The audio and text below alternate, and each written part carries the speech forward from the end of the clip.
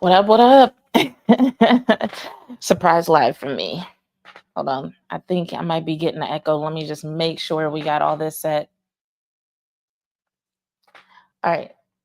If you hear an echo, just let me know and do my best to rectify.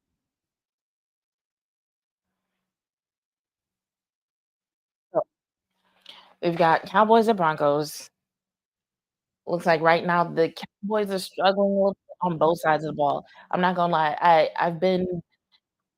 I was trying to get set up. Like, I meant to start at the beginning of this game. Okay, that didn't happen, but I was trying to get set up, and so I was kind of setting up, kind of looking at the game, and definitely to make it into the end zone after that interception. That, for whatever reason, did not happen. And ever since then, it just feels like it's been I won't call it a hot mess, but just kinda like a little bit concerning on both sides of the ball. Like, the offense isn't really clicking. The defense, they did well at first, obviously, with the takeaway, but now they're not really making the stops they need to stop. And the thing is, like, Denver is a good team, like, especially the defense. I think people didn't really know what to think about the offense, but one of the things that stood out to me about the offense for Denver so far this season, the fact that, like, people talk about how bad they played most of their last game, but to come back the way that they did in that last quarter, that says, okay, they've got talent, they've got weapons. It's just a matter of, kind of getting their shit together a little bit earlier in the game, right? And it looks like that's what they decided to do today.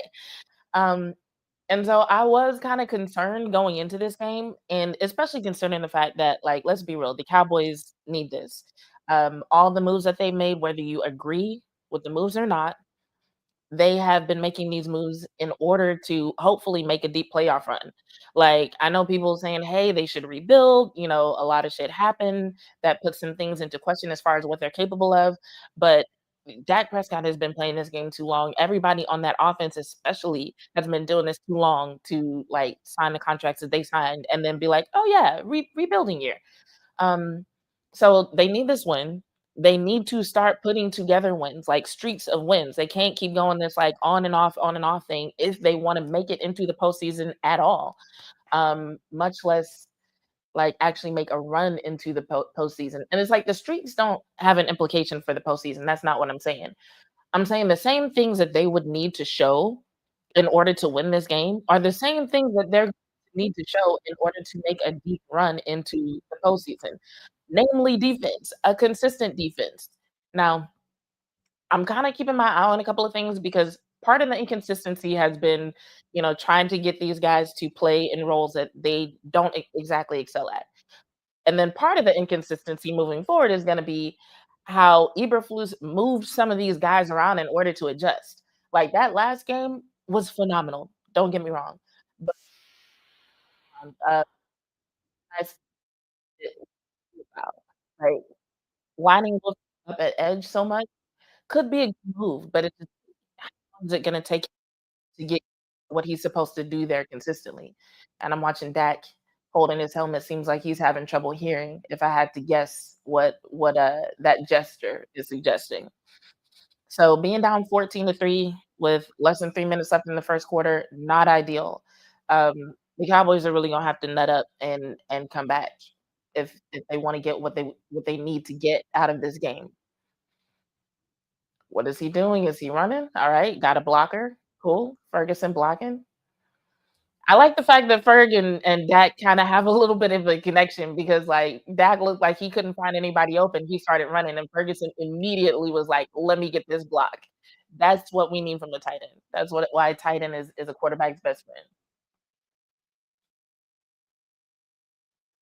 and I don't like how Moss pushed CD right there. Like, something about that feels illegal, but whatever. We gonna watch this next snap. 1st and 10. Where are they? Looks like they're on the 47-ish, on their own 47-ish. Timeout. Timeout called by the Broncos. Not sure why. What up? Clements in the chat. By the way, if you're watching, feel free to talk in the chat. I like to respond to people. My hair is frizzy as fuck. Oh my god. Yeah, so drop your takes, questions, thoughts, greetings in the chat. Um, If you like, let me know where you're watching from. I think today I am on YouTube, Facebook, and Twitch. So let me know where you're watching from. Drop your takes in the chat. Let me know how you feel about this game so far. Clement says we have to score every possession. We have to score every possession we can. The ball because these new guys in the secondary don't have a clue. Denver having their way right now. Legit, they really are. Okay.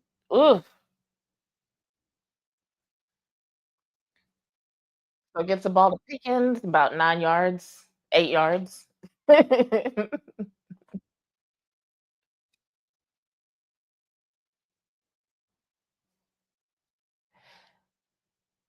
You know what? I actually think the decision by the Broncos to put Surtain on Pickens was really smart because Pickens has really been good at drawing the DPIs this season, and so I think the person that you want on him, you want somebody who's experienced, who knows how to handle those situations to kind of minimize the odds of that happening, so that you don't have that happening to your defense over and over again. So I know there was a little bit of debate during the week of like, who would it make sense to put him on? And I think it has less to do with the skill sets of Pickens or CeeDee Lamb and everything to do with Pickens has figured out how to draw those DPIs. So put the most experienced, the smartest person on him with the best instincts. And that makes the most sense.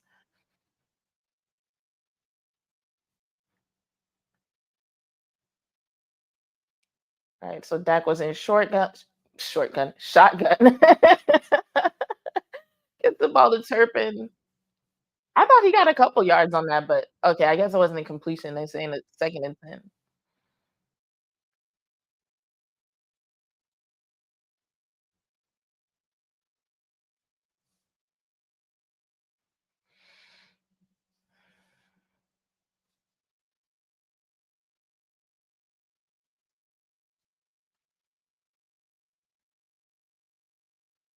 Alright, 2nd and 10. Where are they now? Okay, so they're, like, on the Broncos 42. They're, like, inching their way down the field. Somebody fucked up because somebody charged straight up the middle right at Dak. He had no time to actually get a good pass off, and that coulda actually been a good snap. That could have been a good rep for them, but he was definitely rushed, didn't wanna take the stack. Oh, somebody came from the right and from the middle. Javante was trying to pass block, did not go well for him, and I didn't see exactly what happened on the right side, but dude who came from the right came at him almost like nobody even touched him. I think that's the thing that I hate about broadcast people. It's just like, I'm trying to see formations, I'm trying to see what's happening next to zoom in on the sweat on people's brow.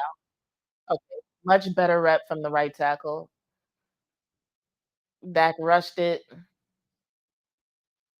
Looks like he got about 7 or 8 yards, holding 79 offense.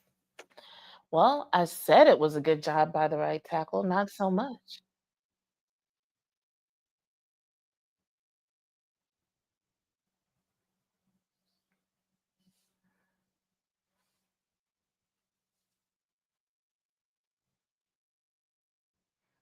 Clement, I'm with you. The O-line does need to do a better job of protecting Dak. They're not really doing what they do today. Like, that was a clean pocket on the snap before this last one, but then you got a penalty. So,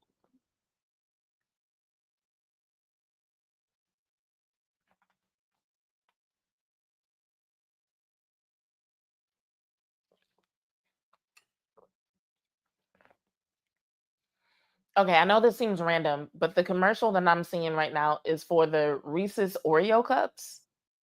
Has anybody tried those? You like I said, it's random, but if you've tried those, say something in the chat because I'm curious. I gotta find out, is it peanut butter and Oreo inside the Reese's cup? Because that's a lot. But if it's like an Oreo filling inside the chocolate cup, I think that could work, and I'm very curious. Clement, I wanna talk about this point that you just said about how Lamb needs to own Moss. Maybe it's just what they're showing on the broadcast view, but it doesn't seem like he's quite doing that. It seems like he's a little bit hesitant today, and I don't know if it's because he didn't know what to expect. I don't know what's going on, but I need him to wake up and step it up because it's like, yes, it's early in the game, but you're down 14-3. Y'all need to get in the goddamn end zone like ASAP, ASAP. And it's like, I know, Shotty in one of his interviews this week was like, "There's no such thing as a statement game." Okay, maybe not. Maybe there is no such thing as a statement game, but there are must-win games, and people have their different opinions on what those are, but I would say this one definitely is, 'cause if you don't start figuring out how to string together wins, when are you going to do it?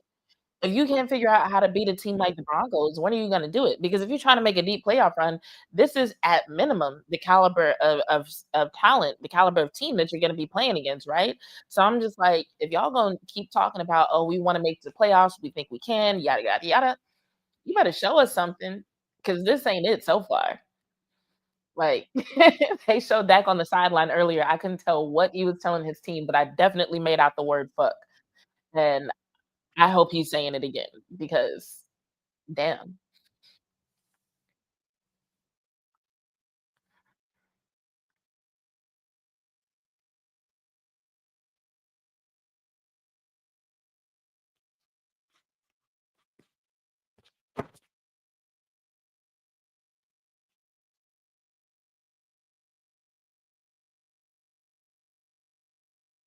I have my snacks here, but I don't wanna, like, eat and be chewing in the mic.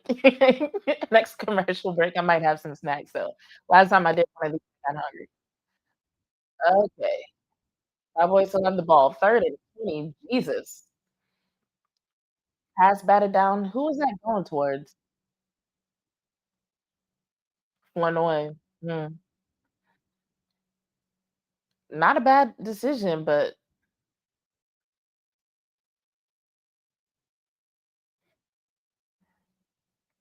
the Broncos are winning the battles in the trenches. They are fucking destroying the Cowboys in the trenches, and I don't like it. We can't keep this going. They gotta figure something out.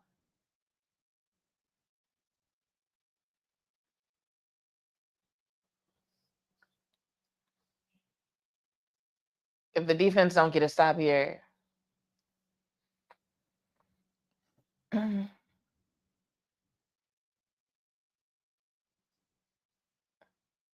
Clement says in the first quarter, the D line is flat out running past your line. Yes, they are. And it's terrible. It's terrible.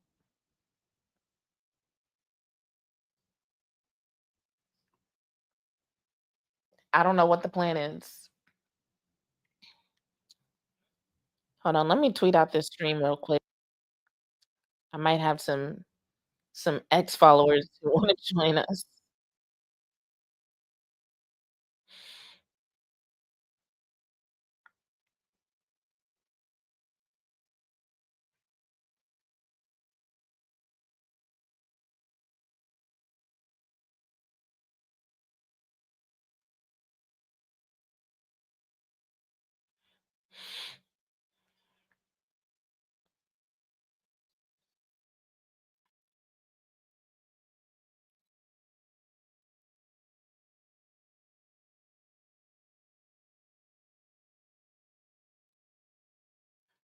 All right, sending that out.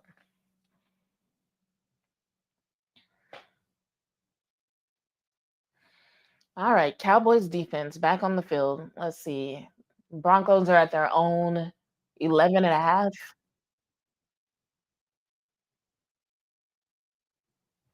Oh, god damn it.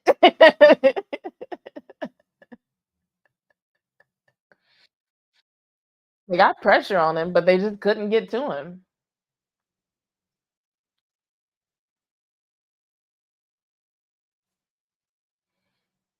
Sam was right there. I feel like Sam has had a very hot and cold season, right?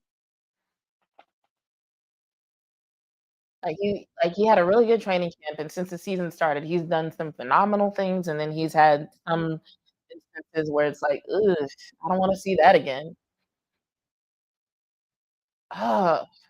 I feel like if the Cowboys were just a little bit faster, they woulda gotten to him. It's like they're getting the pressure, but For whatever reason, they're not getting right to him. But I mean, either way, looks like I'm trying to see if that pass actually was incomplete because I feel like they're gonna want to challenge it. He's got the ball. It looked to me like he got 2 feet down. Unless they're saying that the ball, because like he was kind of bobbling it going out of bounds. I guess they're saying the ball was already coming loose. But yeah, they didn't get to the quarterback, but I mean, hey, 3 and out. And now the Cowboys should have an opportunity with pretty solid field position. Damn near picking up where they left off.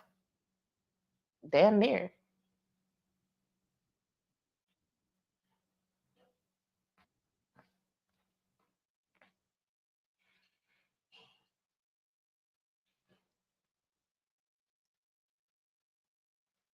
Give me 1 second. I want to eat some grapes.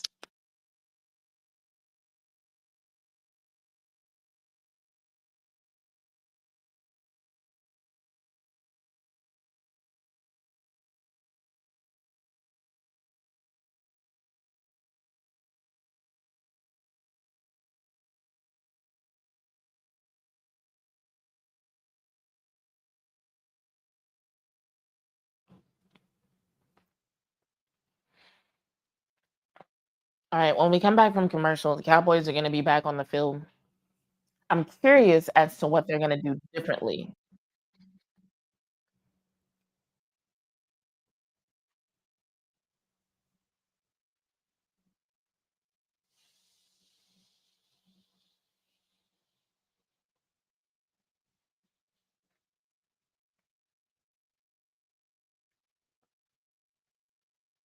I'm seeing a commercial for Arby's steak nuggets. I heard they're disgusting though.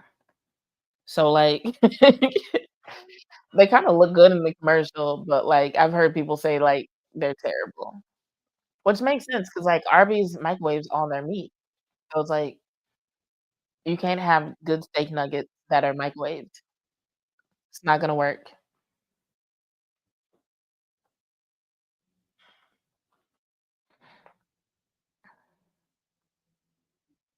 Let me see here.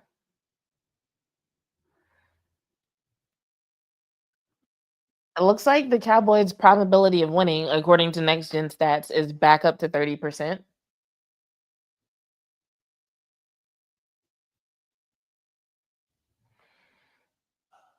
I've never realized Little Dicky was in this commercial for Buffalo Wild Wings. Does he still have a show? That show was good.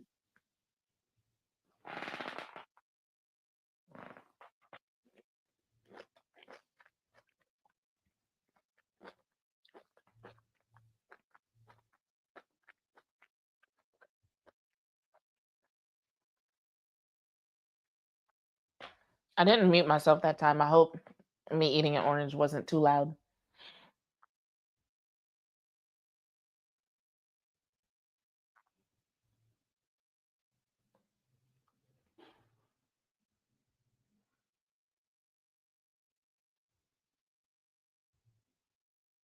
Okay, Blue got a few yards. One of the things that I was saying after last week,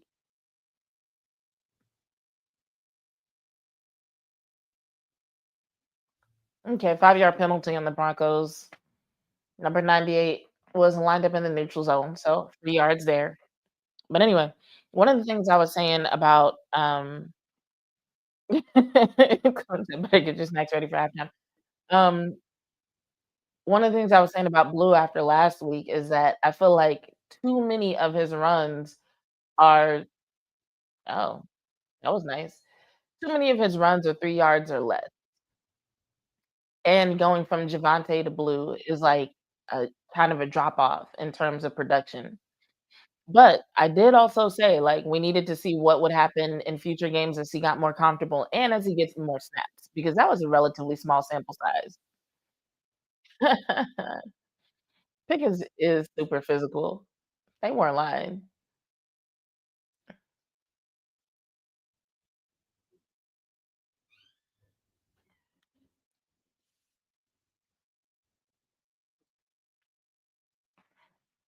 How close are we to halftime?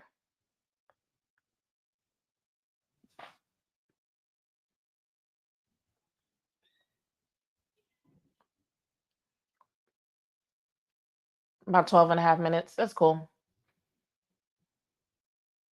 Because at halftime, I want to talk to y'all about Trayvon Diggs and this whole IR situation and my thoughts on it. There's something else I wanted to talk about too.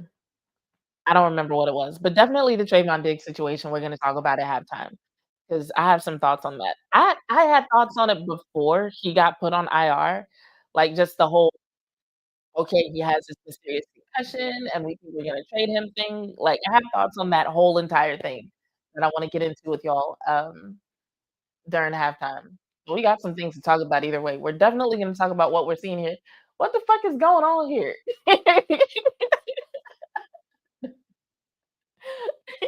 Okay. I'm just watching Brevin Spanford hold this dude at arm's length, and dude is, like, swinging at him but can't reach him. I'm like, "What the hell is going on?"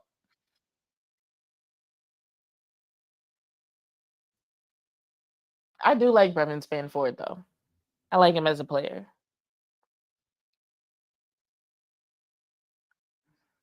and that launches it to CD lost or CD caught it, but he caught it out of bounds, unfortunately. Damn, we needed that one. Going back to what we were saying about how he needs to own Moss, like, Moss definitely just pushed him out of bounds there.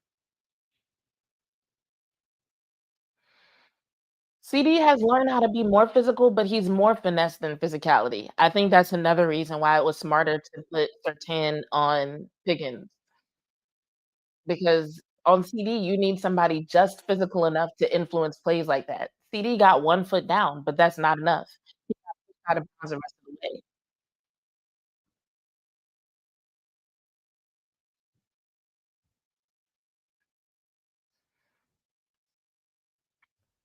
Oh, they're giving Spanford his own highlights. That's cool.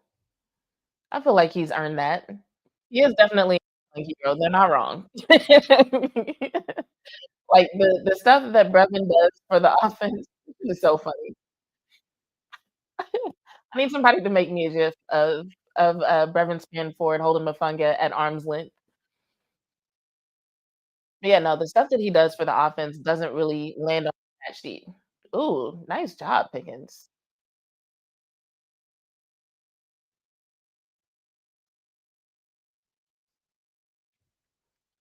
Pickens has been, like, such a phenomenal addition.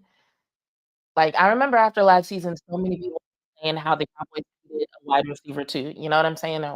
Wide receiver too was, like, the talk of the offseason. And I did feel bad for Jalen Tolbert because he was supposed to be that person, and people are just like, "Nah, we need somebody else." Like, that's gotta suck, right? But they weren't wrong, and Pickens has just been phenomenal. Like, your standpoint and from what he does on the field, his production. I like the fact that they're giving Blue so many carries. One of the things I was even saying after last week, I was like, at some point, you're gonna wanna take some of the load off Javonte, right? Because, like, what you don't wanna do is go into the postseason or into the end of the season, because that might be a significant part of the season for the Cowboys. You don't wanna go into that with him needing rest and having to deal with a bunch of wear and tear on his body. Like, you need to start offloading that a little bit, and it looks like that's what they're doing, and so I'm excited about it.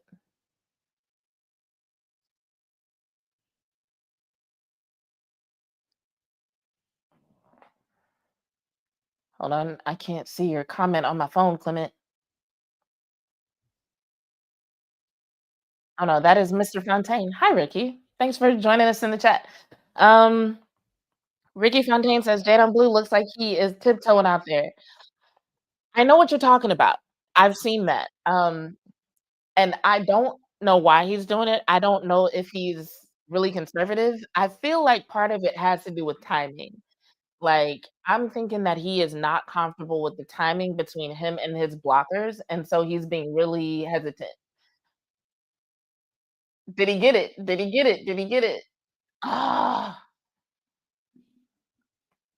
so close.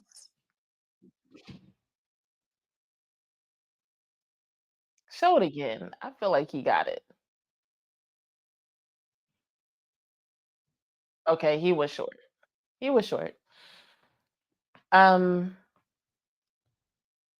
but yeah, Blue, I feel like it's a timing thing. I feel like he's not comfortable just attacking, and that's something else that I'm hoping will come with more reps, because that's something that both him and his blockers have to get used to. Alright, we got Dak in oh, timeout. Timeout Dallas.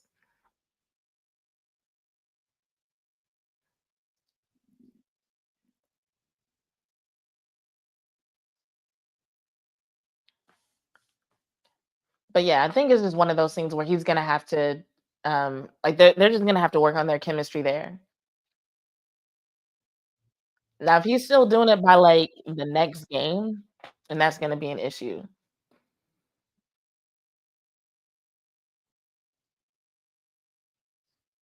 And I don't even know, like, how hard it is for the O-line to get used to things like that, right? Because it's like, yeah, he's gotta get used to the timing, but it's like then the O-line has to be able to adjust for timing between Blue and Devontae. Alright, so now we've got Dak under center, we've got Javonte in the backfield. He tried to sneak, didn't really Dak tried to sneak and didn't really get anywhere.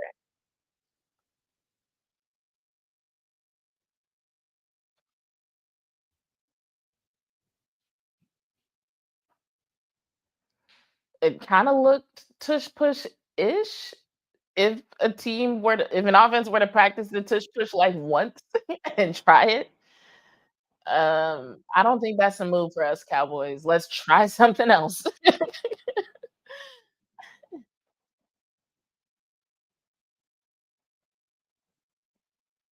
And hands it off to Javonte, and I think that got the job done. Somebody is on the ground not getting up, I couldn't see. I think it might have been Terrence Steele.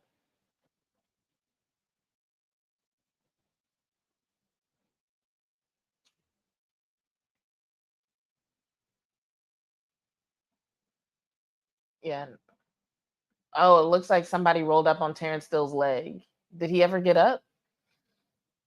They're showing slow motion replays. I don't know what happened to Terrence Steele.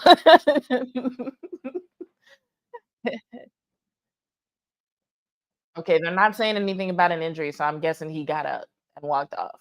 But he was on the ground for a second. So something to watch for because Terrence Steele has already been kind of like letting people pass him a little bit.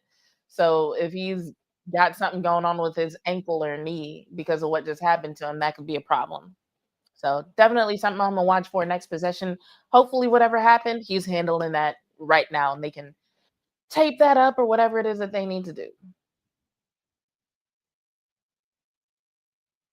The only thing I'm mad about is I think on one of my pick'ems, I said that Jake Ferguson was gonna score the first touchdown today, because it's National Tight Ends Day. So I was like, yeah, surely they're gonna make sure he gets the first touchdown. But like, I think at this point, you just want to get on the scoreboard.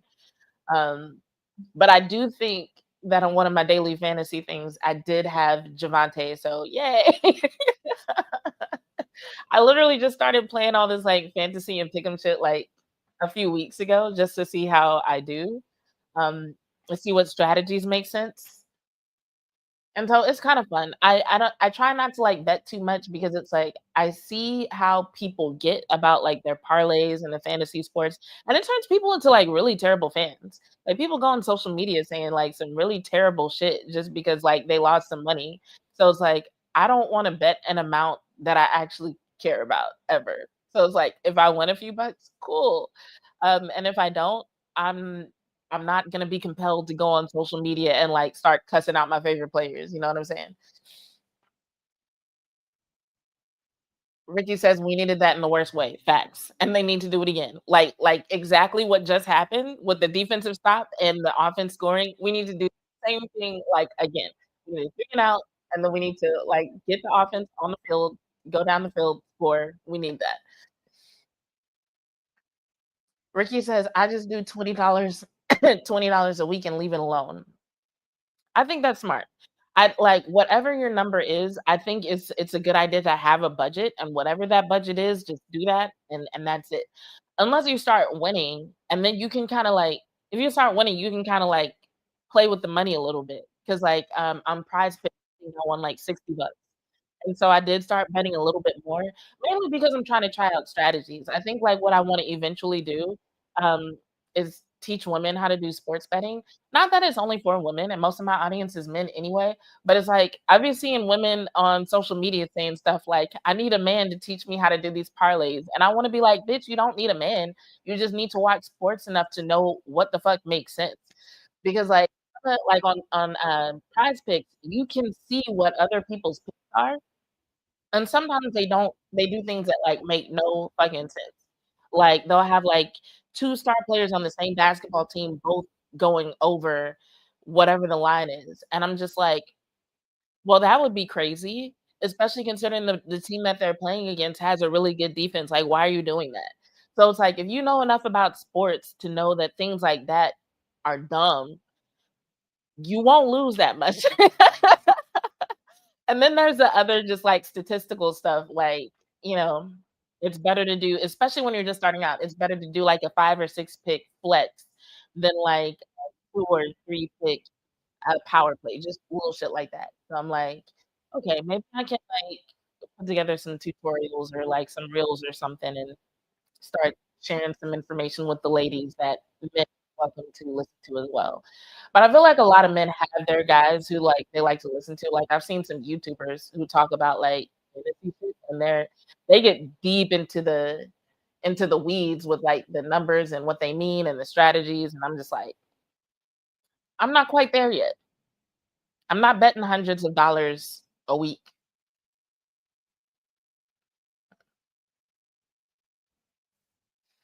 Alright, this game is 14-10 Broncos. Broncos, they just got 7 yards off that first play. Looks like Denver's getting 11.44 yards per rush. Dallas is getting 4.4. So looks like Denver is running over the Cowboys on both sides of the ball, unfortunately. All right, let's see what we got.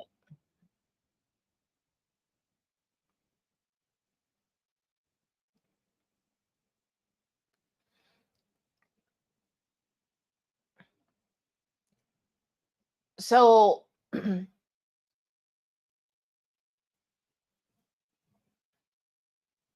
holding penalty on the Cowboys. I'm trying to sort through how I feel about hey JV, thanks for joining us in the chat. Um, I'm trying to sort through how I feel about some of these different defensive formations that we're seeing. I think I like the Cowboys better in 3-4 than in 4-3. And maybe it's because when they're in 4-3, they tend to also be in zone. Okay, so here's 3-4, and then they brought down a couple of guys on the edge, which I know technically is not 3-4, but that's what I'm calling it. Ugh! They're calling it, they're calling tripping on Elijah Clark. That's why I'm upset. I'm upset. Well, they're calling it pass interference, technically. So they just gave up a lot of yards to the Broncos, which was unnecessary. Like, I really feel like right there, had Clark just played on the ball,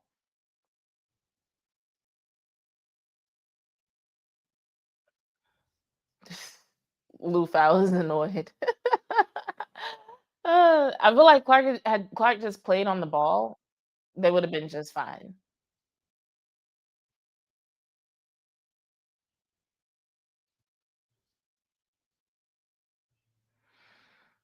They keep moving Lou Fowl around, and I'm not a fan of it only because, like, Lou Fowl isn't really getting adjusted to any one position. Like, if he were excelling anywhere, I mean, that was a better looking tackle than what we've seen from him in the past, so props to him. But I don't like Lil Fowl in open field coverage. I don't.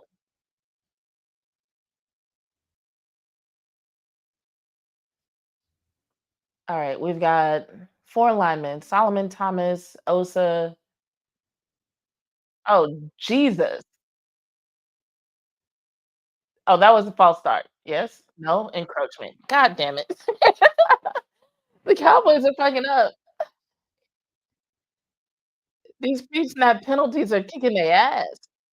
Like, yo, chill out, calm down. Is it just me or does Solomon Thomas sometimes look like off-brand Dak Prescott? Like, if you were to order Dak Prescott off Temu, you might get Solomon Thomas. Nice job, Sam. So Sam just got a tackle for loss. JV says safety is still an issue. Yes, especially with Wanye being out. That's unfortunate.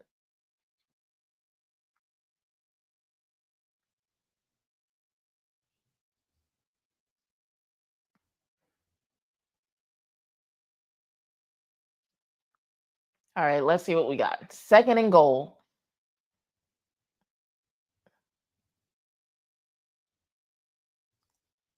Ooh, there's a scrum. Ah, and the Broncos won. Oh no, I think they blew the whistle before.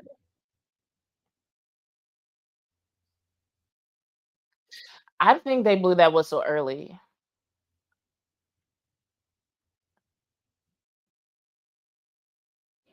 'Cause I don't think forward progress was stopped. So I'm just saying this as a sports fan, as a sports observer, I think that was a preemptive whistle. They were still making forward progress, and he blew that whistle and stopped short of the goal line. But the Cowboys haven't done anything to show me that they can actually stop an offense at 4th and inches, so direct snap to Harvey into the end zone, and now the Cowboys are up 20-10, probably soon to be 21-10. Jim Hunter says, "I hate this defense." Jim, you'll never hear me say that I hate the defense, but I'm very frustrated with this defense right now. Uh, while y'all are here, if y'all are liking this content, do me a favor and hit the like button. Not for the defense, for me. This is for me. This helps me out. If y'all hit the like button, maybe we can get a few more people in here and actually have some really fun conversations. But yes, this defense is making progress, but it's nowhere near where it needs to be. Not for a win today, and not for a team that wants to make a deep playoff.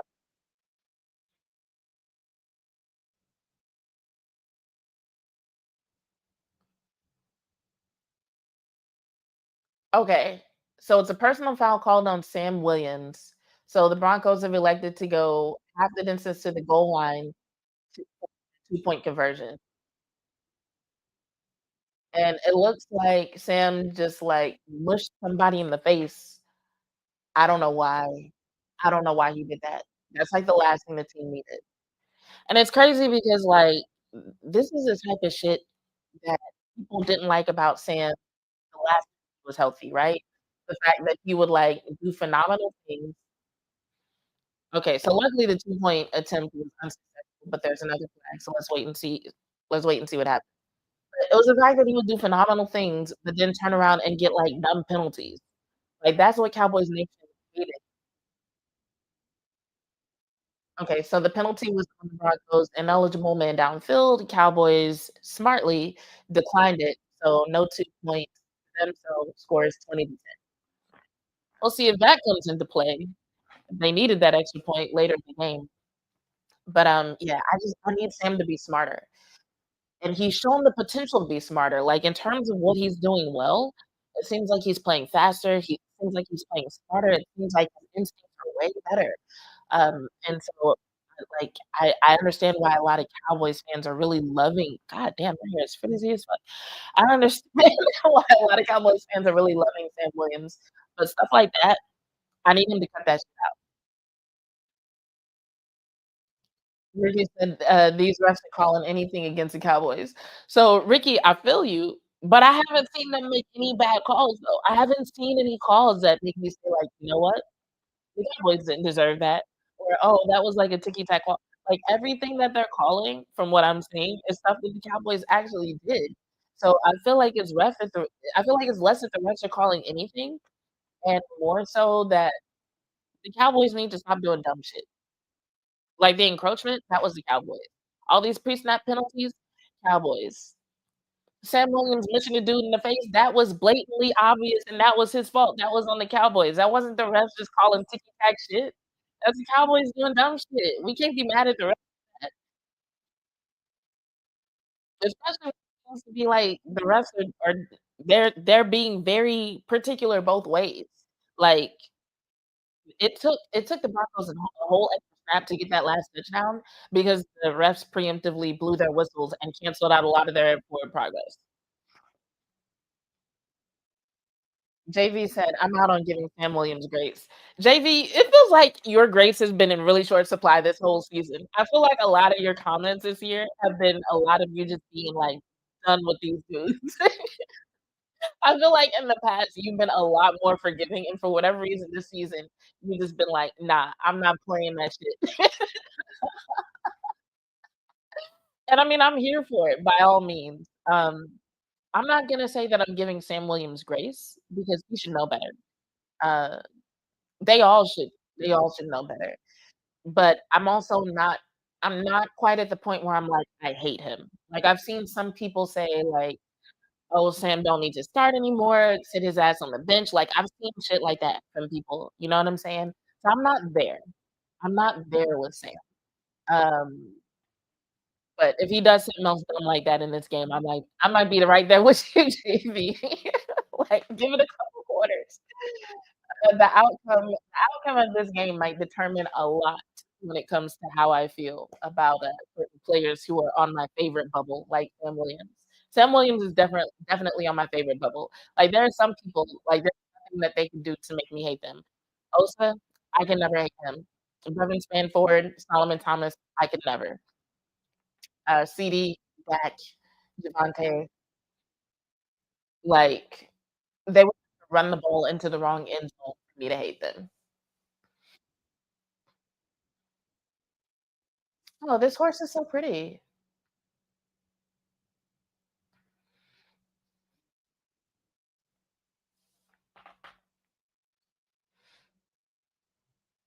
Clement says, "The refs aren't the reason why you allow a receiver to run by you that you have to impede his progress." Exactly. Alright, Dalvin shotgun, takes a snap, tucking and running. He slides, but he started the slide before the first down. He needed, like, 1 more yard, and he coulda got it. I think sometimes with these QBs, it's just hard for them to tell where they should start that slide.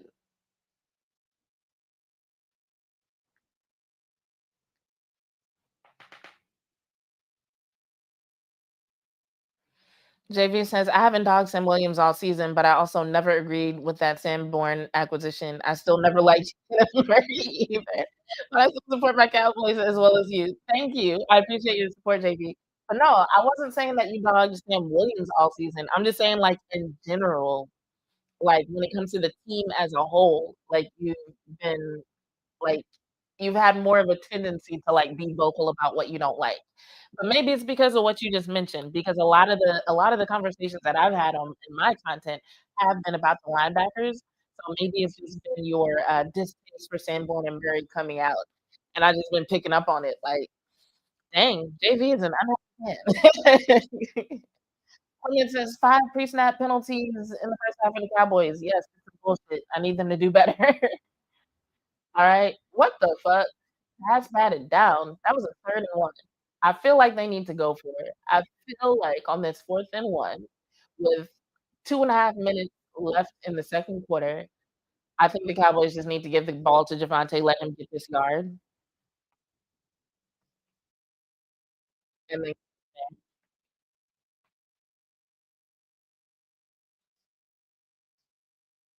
I see a few people joined us in the chat. Hit the like button, por favor.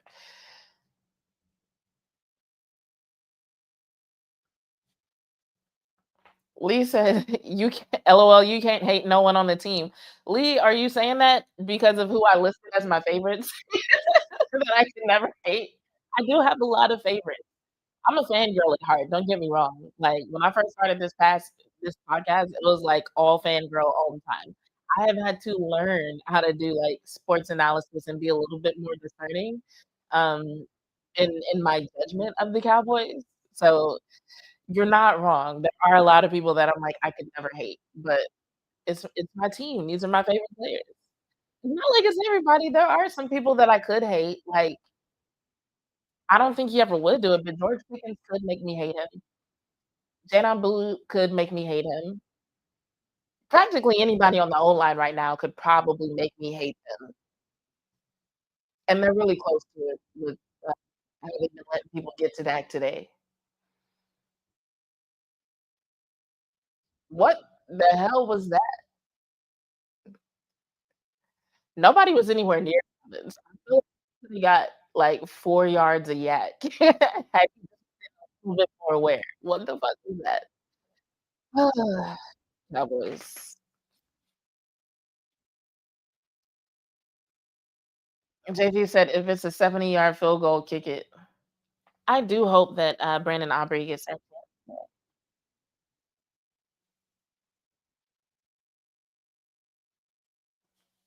Ricky said, "I had to dial my Cowboys fandom way down to protect my health and sanity."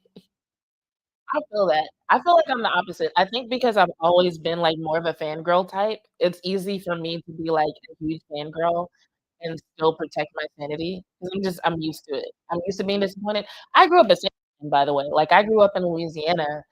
Um, I wasn't watching sports in the way that I do now. It was really more so that, like, I grew up in Lake Charles, Louisiana, so, like, the Saints were on TV, you know? Um, but let's just say when it came to expecting a team to do well, I got very used to disappointment, like, very early on. Um, so yeah, I think that's why now I can, like, love a player to death, and they can have a terrible season, and I'll still just be like, shit happens." If he said, "I believe in the O-line when running." I don't even believe in the O-line and running. When they're running the ball, I believe in Javonte Williams. That's what I believe in. I believe Javonte can make it happen. Ricky said, "Oh, snap, I'm from Shreveport." I have family from North Louisiana, but I haven't been there in years. Um, I love people from Louisiana. I love my people, but I grew up in Lake Charles, and South Louisiana and North Louisiana are very different. I will never go back. I will never go back.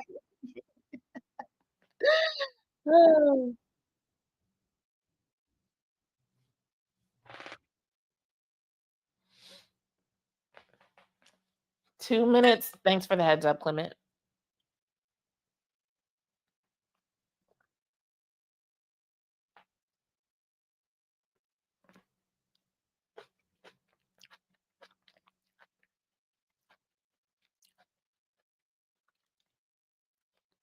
Can y'all hear me eating snacks? Cause like, the only reason I don't wanna mute myself, even though I said I would, is because, like, last time I muted myself and then I forgot to unmute myself. So if y'all can't hear me snacking on my grapes, I just won't mute myself, and that way I don't forget. Alright. Broncos still in the field. Bo Nix in shotgun, hands it off to the running back, who breaks, like, 4 tackles and gets buku yards again.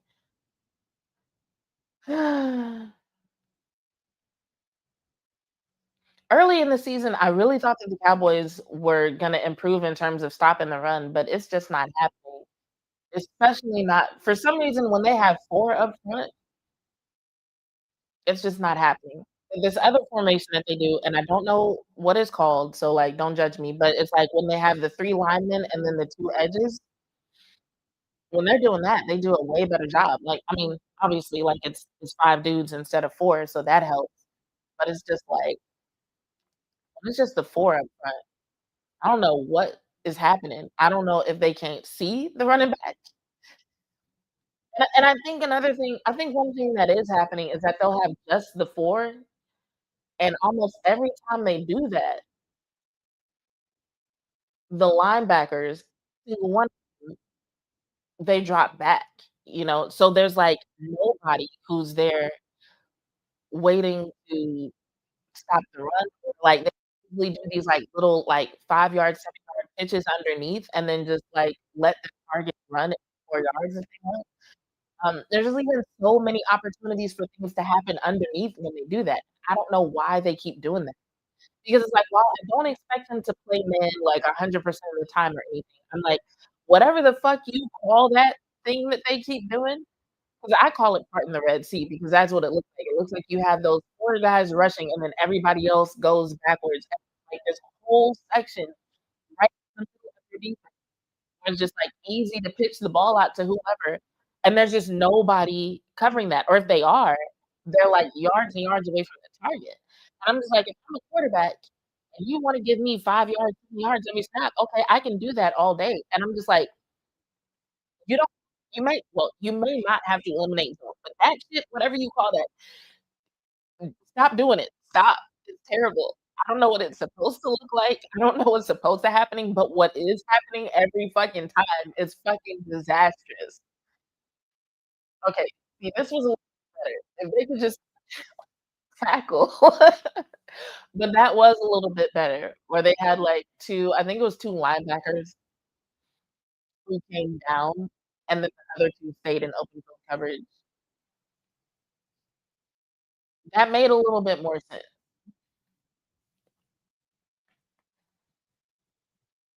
It says the Cowboys can't stop air when it comes to the running game. Oh,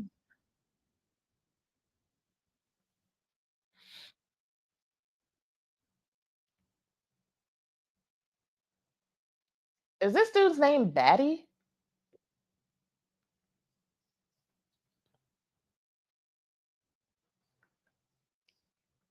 No, I feel what y'all are saying in the chat. The missed tackles kill me.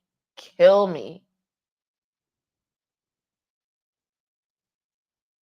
That's why on one hand, I understand Lou Foul's limited reps, but when you got I think they're about to get offsides on Osa, but since the Broncos just got a touchdown, they'll probably decline it. Mhm.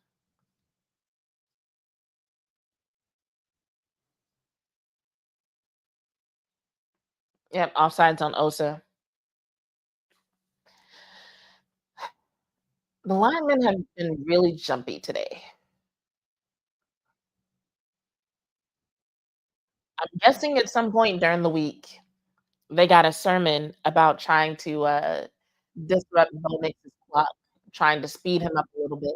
That's the only thing that I think can explain why they're all just so jumpy and getting these pre-snap penalties, 27-10 Broncos. I'm telling you, the Cowboys better figure something out at halftime.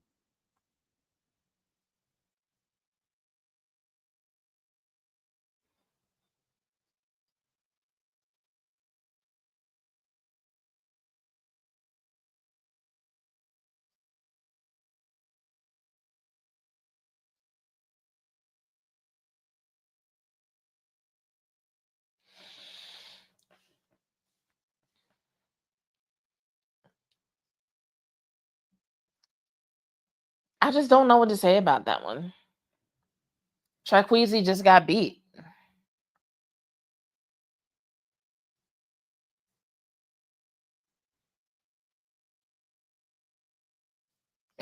Ready wasn't ready. Y'all are silly. Y'all, Ready is small. Like, this man is like 5'10", 100 and what pounds? I would have to look, but, like,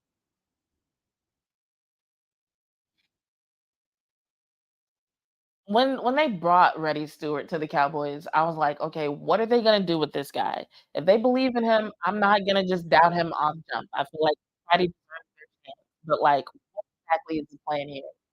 And they've moved him around in different spots, and sometimes he's done a pretty solid job.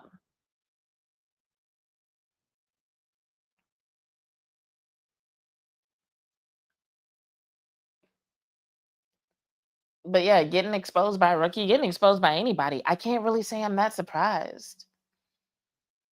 JV said Reddy is being pushed to replace Trayvon Diggs. JV, where did you hear that? Where did you hear that? Because that does not make sense, basically understanding what Trayvon Diggs brings to the table. Like, looks like he got, like, 5 or 6 yards, had to run it himself.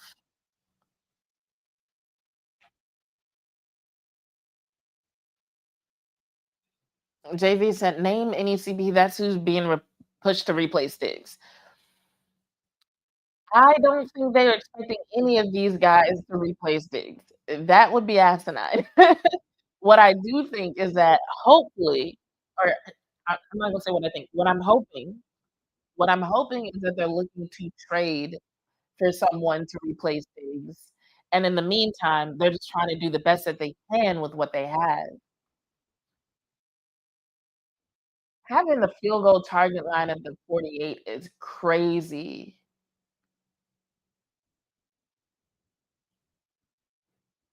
Jesus.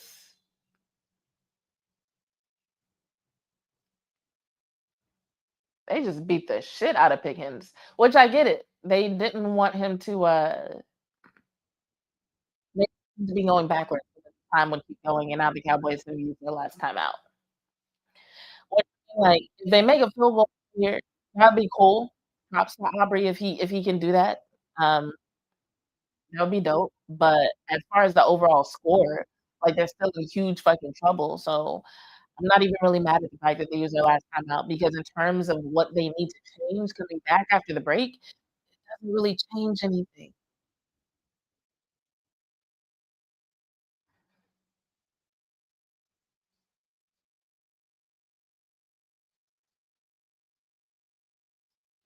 Here's the thing, they got 22 seconds left, they're gonna try to get closer, but they need to do it in a way that stops the clock and not like that interception. Like I said, either way, they need to work on the same shit when it comes to what they're gonna do when they come back from break because what we've seen so far ain't it. Not at all.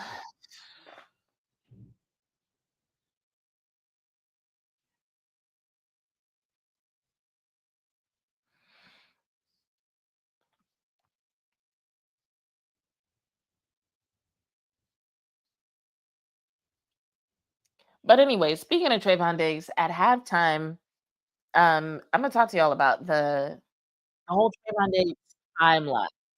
Um, all I'm gonna ask is that y'all give me, like, a minute to get, like, a sip of water and a couple of snacks, and then when I come back, we're gonna talk about, Trayvon Diggs and some of my thoughts on that whole situation.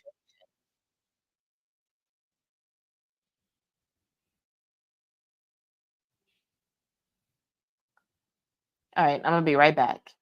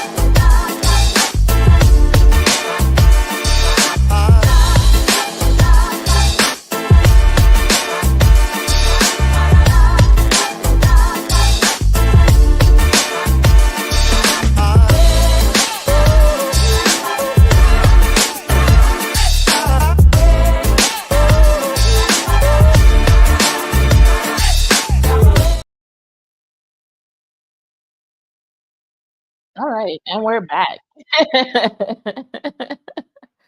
Wait, JV, why did you say "damn"? Because I'm curious if you said it for the same reason. Are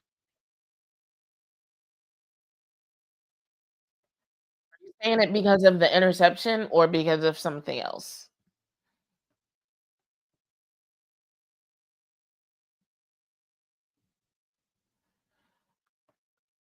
So, I'm gonna tell y'all, oh, the pick. You said the pick. So, the reason why I was thinking "damn" was because they asked Brian Schottenheimer what they need to work on in the second half, and this man listed every damn thing. He was like, "We gotta tackle better, we gotta run the ball better, we gotta call the plays better." I'm like, "Fuck, okay, just say everything.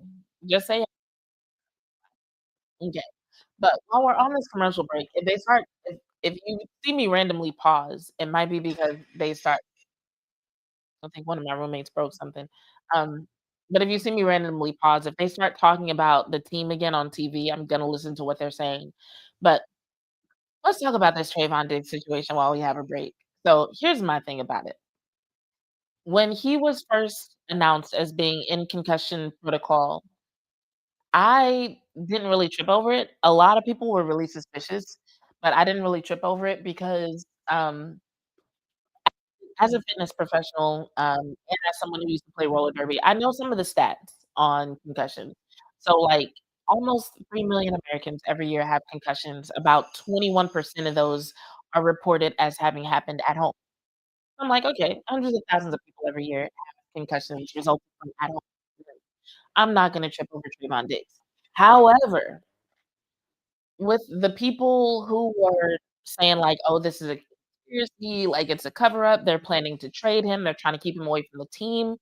Even though I didn't buy into that, I wasn't really mad at them for saying that because I'm like, we've heard so many things from the coaches, from the front office of the Dallas Cowboys that have turned out to not be true. I'm really not mad at anybody who doesn't believe shit that they hear from the Cowboys this season. Because it's like, we know Shotty will get up on and he'll get to the podium and he'll say any damn thing. Dak will say any damn thing. Jerry Jones for sure will say any damn thing. Whatever they feel like is the most media appropriate narrative, that's what they will say. And it doesn't have to be true. It doesn't have to be based in truth. And they have their reasons for doing it. So, I mean, whatever. But that's why I was like, I'm not into it, but I'm not mad at anybody that does, right? And then there was a lot surrounding it, so even if just for the sake of content, you are one of those people who's like, "Yeah, let me keep pushing this Trayvon Diggs conspiracy narrative, I'm gonna do it." There was, his inconsistent play, like, ever since his injuries, which, I think a lot of people forget that he's had 2 injuries, not just 1 in the past couple of seasons, and he's never really bounced back from to who he was before that, right? So you had that. You had, him putting his house up for sale. You had him calling out the defense, which a lot of people took as him taking shots at Matt Eberflus. So there was just a lot going on during that whole time period that people like, oh yeah, Diggs' time with the team is done, and this whole concussion thing is just like part of it. But here's what was funny to me about the news that came out about being on IR. I literally was working on an article about the Trayvon Diggs situation when the IR news came out. And what I was working on with this article was why the whole idea of the concussion reporting being a conspiracy was stupid. And my main reasoning was that, okay, in the NFL, if you were to like pretty much any injury that's a false report is something the team can get fined for, right? Any mishandling of the reporting, like the injury report or saying something happened that didn't happen, like that is something that you can get, right? But when it comes to concussions, that's something they take even more seriously. So, based on the injury report guidelines and how organizations are supposed to handle it, if you were to report a concussion that didn't actually happen and put a player in concussion protocol who wasn't supposed to be there, not only would you be risking fines, you could also be risking draft picks. You could be risking suspension. Like a coach could get suspended over that shit, right? Um, and reporting concussions, that involves medical personnel, you know? So, like, the medical personnel who are involved, they could be under investigation, and they could be reported, they could be suspended, right? So, when it comes to falsely reporting a concussion, a lot of people would have a lot to lose.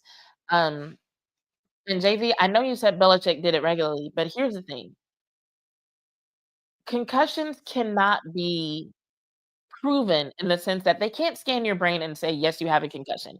Basically, the way a concussion is evaluated is you have a medical professional or medical professionals who will look at your symptoms, look at the severity of the symptoms, and they will determine if they feel like you've suffered a concussion.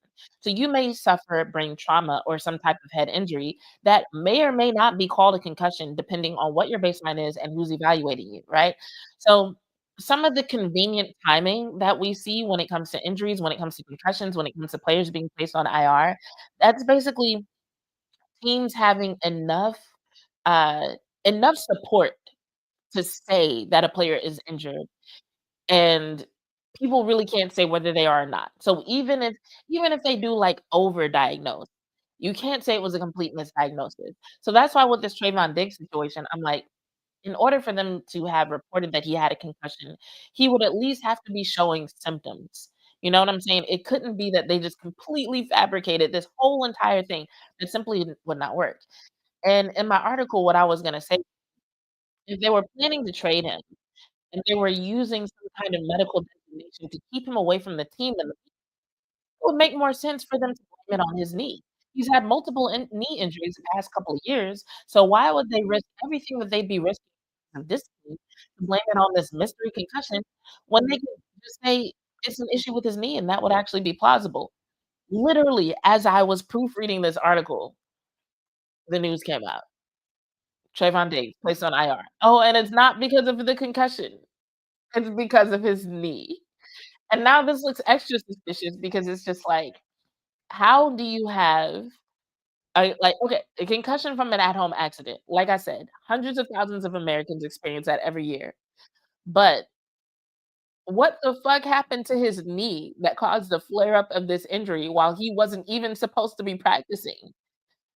And so I'm like, okay, now y'all just want people talking about this shit. Now it just looks extra suspicious. You know what I'm saying?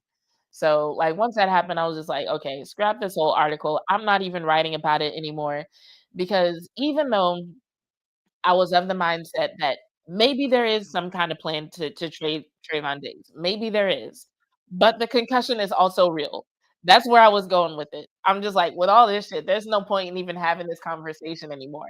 Like, clearly something but there's something doesn't smell right in this whole situation. So if people want to talk about it, if they want to make content about it, if they want to follow this storyline, okay, by all means, do what you do. But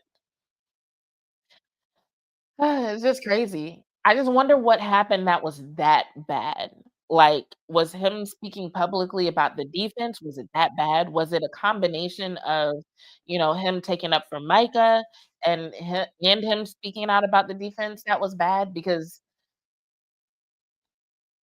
I'm like, did something happen in the locker room? Like, I know Schottenheimer has been really big on culture this year. I'm like, did he do something that made the power team believe like, no, he's gonna fuck up the culture, we can't have that, we need to get him out of here, he's toxic, like, and it's like Micah was his best friend. Maybe he's been in a weird place ever since Micah left. Maybe he's one of those people who like really leans on the people that he's close to. I don't know. I don't know. Because what I heard that he said, I didn't think that was that bad. I also didn't think it was untrue. But I don't know. Maybe people like really make it a real problem for the folks in the building. Bobby Bottles, thanks for joining us in the chat. Let me see what you had to say. Bobby says, "It started when he never showed up to train and rehab with the team." You're right. Him getting fined did kinda start a rift between them so that the team doctors could see and messed up since. Yeah. That was, uh this is why I always wear ponytails. This shit is so frizzy. Anyway, but, yeah, you're right. Now that I think back to it, that was something that I didn't mention just now. I'm sorry. I'm looking at a commercial for Fire Subway sandwich with turkey, uh, cranberry cranberry sauce, gravy, and stuffing all on a Subway sandwich. I'm not gonna lie, that looks delicious. Anyway, but yeah, I do remember there being some tension after that, like, some of the responses that came from the Trayvon Diggs camp suggested that he wasn't very happy. Oh, and then, do y'all remember the press conference at the start of training camp? Do y'all remember this shit? If I could pull up the clip, I would. But it was, the press conference that Jerry Jones always has with him, Stephen Jones, and the new coach. It was that opening press conference, and somebody had asked him something about, getting players signed early, and they had mentioned, Trayvon Diggs. Who was it? I wanna say it was Trayvon Diggs and maybe Terrence Steele, and he was like, "In hindsight, was that actually a good decision?" Something like that.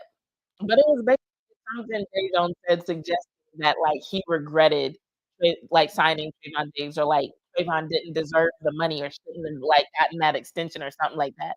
And I remember because he had also talked about Micah and the possibility that he could, um, get him signed and then he get hurt, right? And everybody was talking about like, "Oh, why would he talk about his star player getting hurt?" And I was just like, "Okay, fuck what he said about Micah. Did y'all hear the disrespectful shit he said about Trayvon Diggs?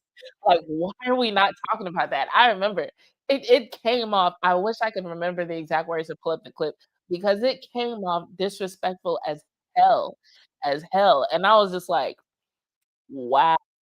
So, yeah, you're right, Bobby, you are right. There has been some tension since the offseason. What are y'all talking about? JV says, "You look absolutely phenomenal as always, Jazz, regardless of how you have your hair." Thank you. I appreciate it. I'd be so self-conscious. Uh, saying I'm self-conscious Kanye that he turned crazy. If he coulda just, like, stayed at college dropout Kanye, and then just stayed, like, a little bit more creative, he would have been in a good place. It also makes me sad that I'm kinda getting old because, like, I said the same thing to my nieces. I was like, "She's so self-conscious." Like, they just kinda looked at me, and I was like, "Y'all know the old Kanye," and I was like, "Oh, no, don't stop." It's been that long. Ricky said, "I heard he has a knot on his head. He's wearing face coverings and sunglasses. It's really weird. I've never seen him about a concussion." Ricky, I have heard that too. And to be clear, I do still think there's a very like, I believe he had a concussion, but the whole IR thing is still weird because once again, what the fuck did you do to flare up your knee injury while you're not supposed to be doing shit because you have a concussion? So just the timing of all this, if nothing else, the timing of it is weird.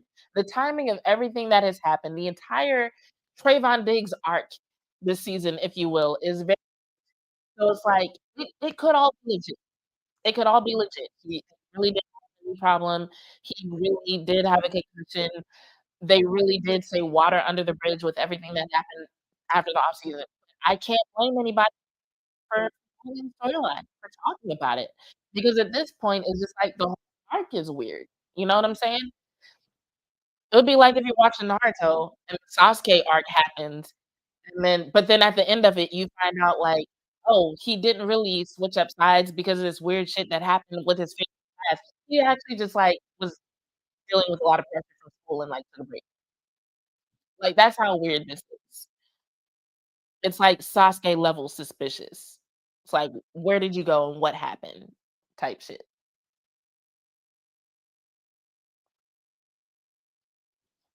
JV, I appreciate the compliments. You are so sweet.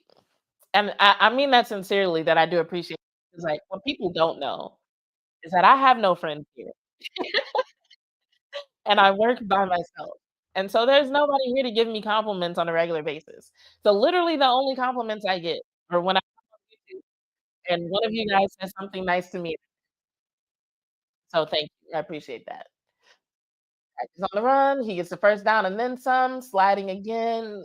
It looks like he's being a lot more careful than he's been in the past, which is smart because this defense knows how to tackle. There's been a couple of games here where Dak has been like, "I'm gonna run and I dare you to hit me."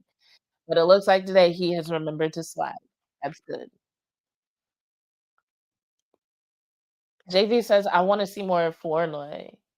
Yeah, they tried to go to him earlier and it didn't really work out. So let's see what we got here. We got a 1st and 10. Dak is under center. Looks like Javonte Williams is on the field. Hand Javonte got like 2 yards.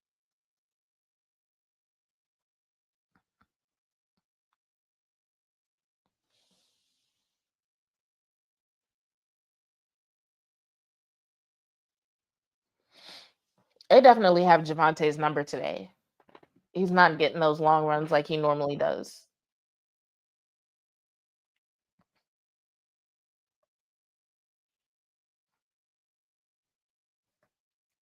Dak in shotgun, 2nd and 8. Pass to Pickens. 1st down. All right.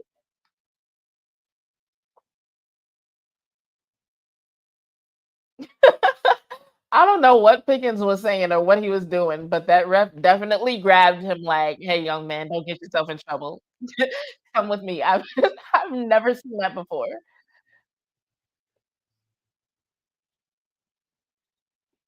That's so random.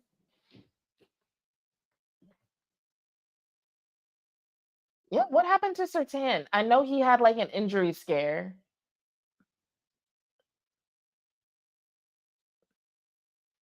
Okay, so here's what I don't like. They just had CD run the ball from the backfield, or well, it was like an end around route. Anyway, they just had him running the ball again. And it was the same kind of path that got him injured before, and he also was stopped on the run just like he was before, and I'm just like, I don't think that's a move for CD. Like, I appreciate that he's a type of receiver who can line up anywhere, and if you had some kind of trickery or something that can actually use that hole, you really don't need him lined up as a running back. I don't know what the plan was there. I feel like if you have CD on one side, Pickens is not on the field at all. I feel like at least run towards the weak side. He, like, tried to run up the middle. I don't know what it was there. It just felt like the way they lined up didn't really match what I saw happen, especially considering that it was, like, a 2nd and, like, 8-ish, and now they're at 3rd and 8, and I feel like that last snap was just wasted because that didn't make sense to me. Alright, now we got CD in motion. Looked confused, honestly. Alright.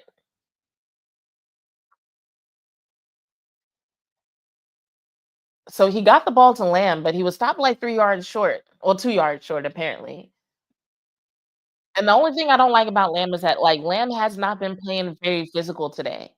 And so if he was the only option, cool. But I feel like in this situation, we need to go to the guys who are more physical. Which not saying that Flournoy is better than CeeDee Lamb, but he's definitely more physical, which is what you need today. Anyway, it's 4th and 2 field, which makes sense because you're down 17 in the second half and you need to fucking score. And not 3 points either. So they better get this first down. Pass Pickens, excellent choice. Gets both feet down. He's so good at that.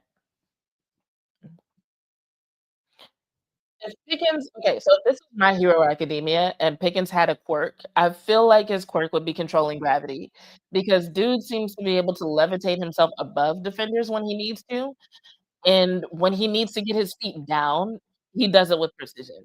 I love it.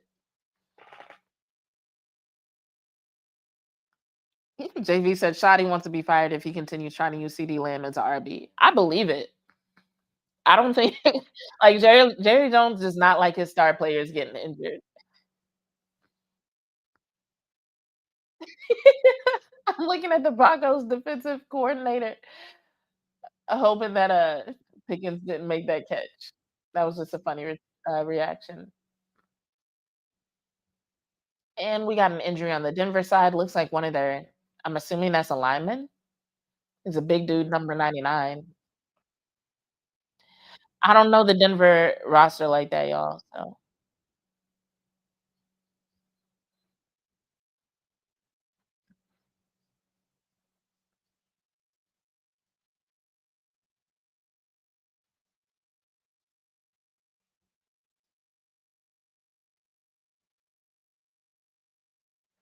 all right, run by Williams. It looks like he got like 4 yards, 4.5. But it's down in goals. So that's what they need to do here.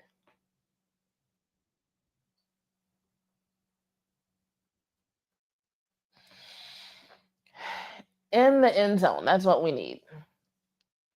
Okay, 2nd and goal. We got Ferguson. Where was he? Ball thrown a little high, but CD still pulled it down about a yard and a half short of the goal line.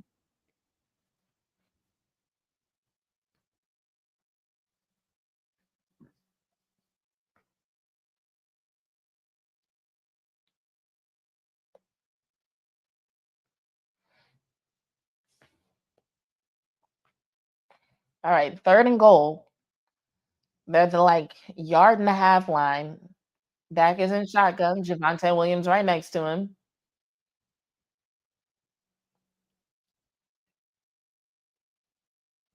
Interference. I was about to be mad because it looked like he had Javante open towards the front of the end zone. But I guess he saw what was happening to CD and decided to go that direction just to get the flag because that's going to give them a first down. So that actually is really smart. Automatic first down. So first set of downs, I'm here for it. They needed that. That's why you love having a smart and experienced quarterback.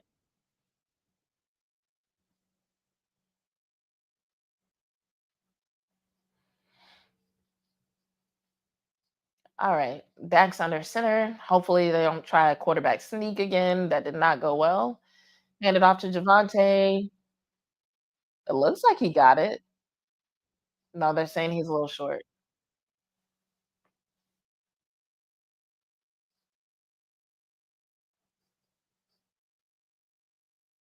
Yeah, he was a little short.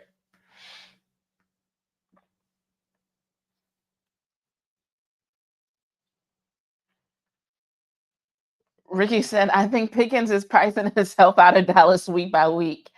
I mean, Dallas has a lot of salary cap space. So I hope not.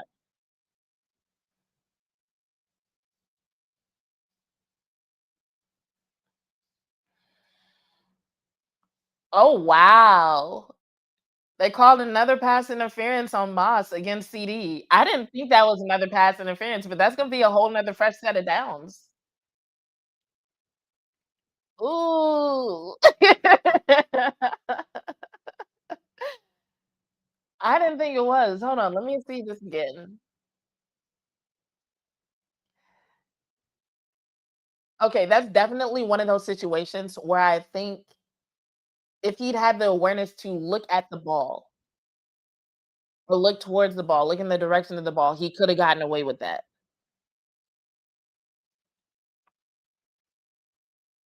Okay, and he definitely made it to the end zone that time.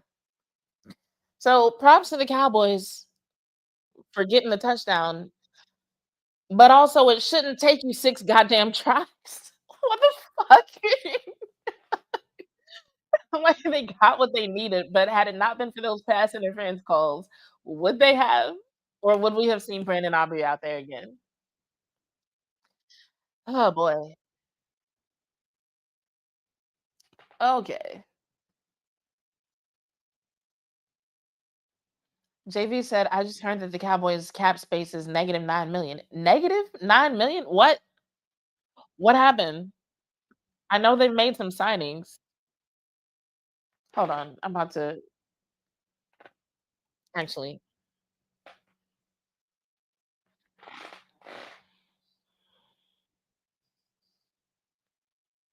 I'm looking on over the cap.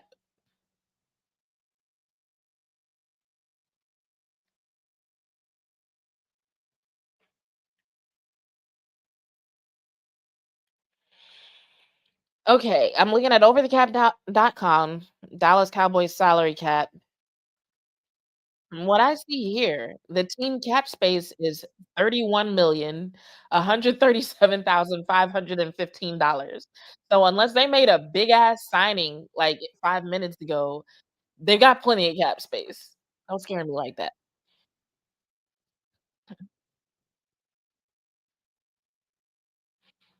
But that does bring me to the other question that I had about the whole Trayvon Diggs situation because like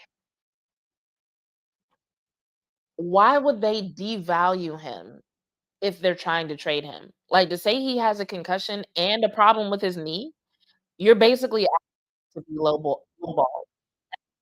Um, you'd be dealing with dead money with him. I think it was over $8 million in dead money, and there would be some cap savings, but I still think it came to, like, 4 or $5 million in dead money that's not canceled out by the cap savings. Hold on, let me find it. Trayvon Diggs. Okay, so Trayvon Diggs is responsible for $12 million on the salary cap. If they trade him before June 1st, It would be $8.8 million and some change of dead money and $3.2 million and some change of cap savings. So that was my other question. I'm just like, did he do something so bad that would make them want to deal with the dead money that they'd have to deal with?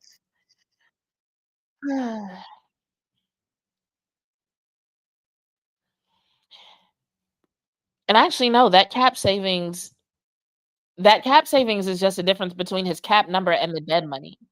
So, like, yeah, his current cap number is over 12 million, and then it would be 8.8 million something of dead money if they were to trade him right now. Whereas if they trade him after June 1st, they'd be looking at only $2.9 million and some change in dead money. So, yeah, I'm just maybe they do wanna get rid of him, maybe things aren't going well, but just devaluing him with a concussion and a flared up knee injury, and the it just none of that adds up to smart moves by the Cowboys.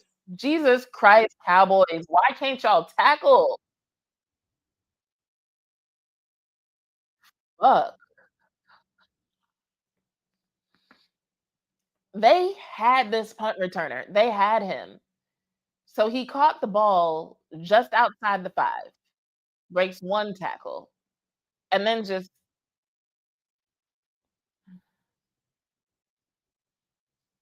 I can't even say he broke a lot of tackles. He broke 1 tackle, and then nobody else just seemed to have the instincts or awareness to catch him after that until he got past the goddamn 50. I want the Cowboys to win this. They need to win this. But they're not playing like a team that deserves to win this game. I'm sorry. Sorry, not sorry.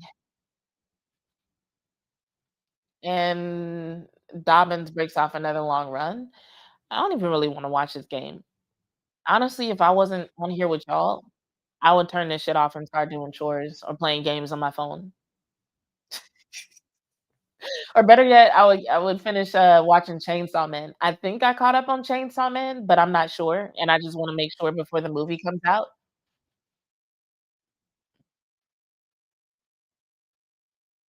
And now the Broncos just like that are, like, right back in the red zone.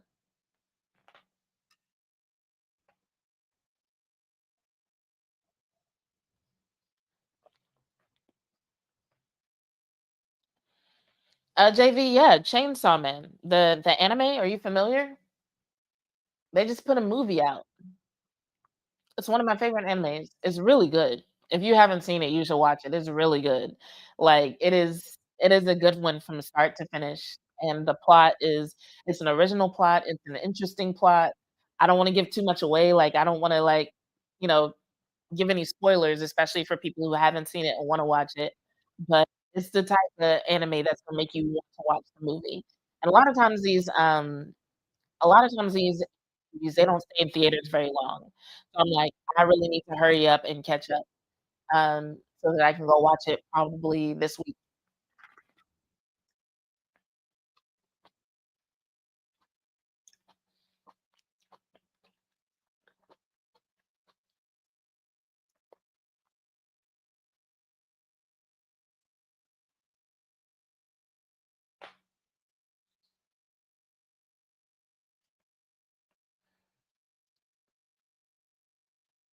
Okay, so the Broncos just got in the end zone again, but flags are thrown, so we'll see what happens. Okay, it looks like it's coming back.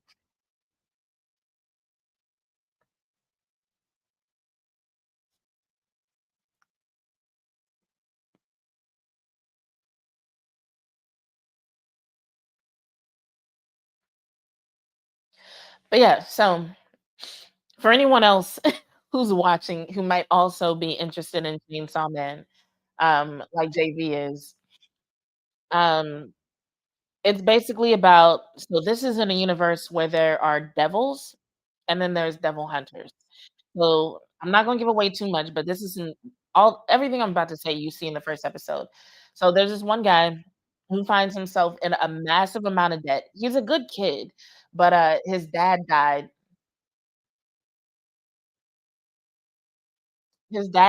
and left him with a bunch of debt, right? And so one of the ways that he's paying off that debt is by hunting devils. But then the people who hired him to hunt devils end up working with the devils and they kill him, right? But he had made friends with this little, like, puppy devil that had talk coming out of his head. All the devils look weird. You'll see it when you watch it. But he had made friends with it, and one of the pacts that they made was that, if the human guy died, that the devil would take over his body.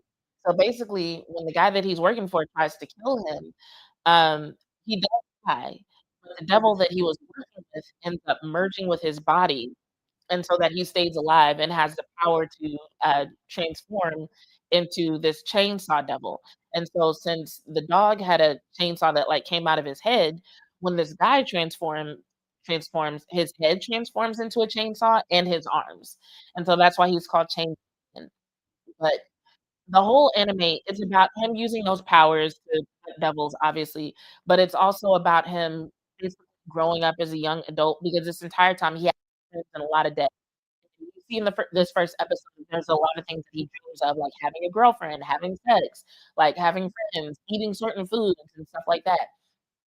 And so then when this agency finds out that he's a devil, all of a sudden he has access to like this whole new social circle, and this whole new way of life because now he has a job and all kind of stuff ensues. They fight other devils, he meets other people, there's interpersonal shit that goes on.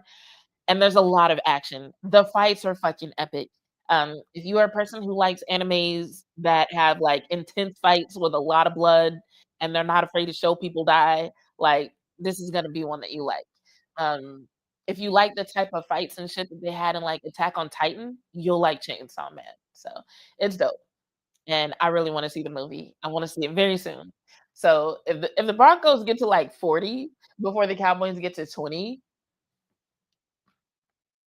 Actually, I'm gonna say if the Broncos get to 40 and it's more than a 2 possession game when they do, I'm ending the stream. I'm trying to commit to growing on YouTube, but, I'm not being paid for this, and there's other shit that I could be doing. As a matter of fact, Imma have to write articles about this shit while this game is over after like, immediately after the game is over, so it's like, I might as well just take the time and, I don't know, take it before I actually have to write about this game.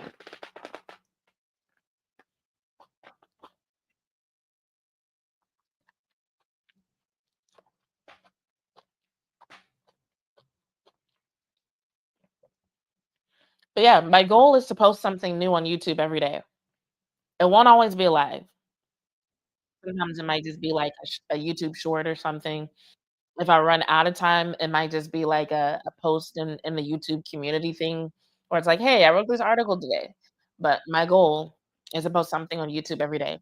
I'm trying to like be more consistent, grow my following, shit that I should have done way before now. But I think people don't really understand how taxing it can be to do all this shit by yourself while you have life shit happening. And when I say by yourself, here's one of the things that I mean. There are some people who are content creators and they are the star of their own show, but they have, for example, a partner or a spouse who lives with them. And that person helps them in various ways, whether it's by doing their laundry, cleaning up after them, making sure that they're fed, getting the groceries. That shit makes a big fucking difference. You know what I'm saying? If I had somebody who would go get my groceries and cook my meals for me and do my laundry, I would have so much more time to work on this shit.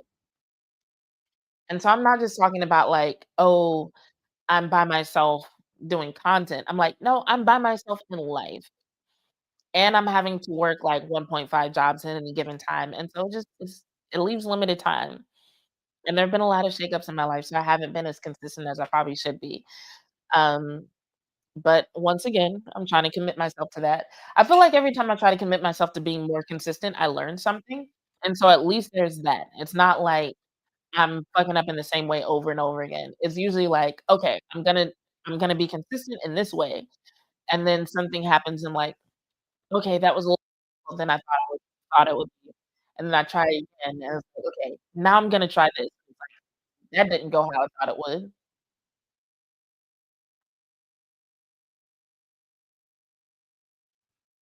And so now I'm trying again in a different way, using all the information that I've amassed from over the years. I'm still proud of the brand.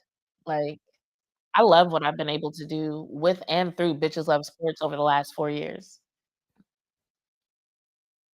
Alright, Dallas Cowboys still have the ball. It's 3rd and 10. They're not looking good on this drive. We've got, Dak Prescott in shotgun. We've got Ferguson running across the formation. Who is that standing next to Dak? That is not Javonte or Jadon.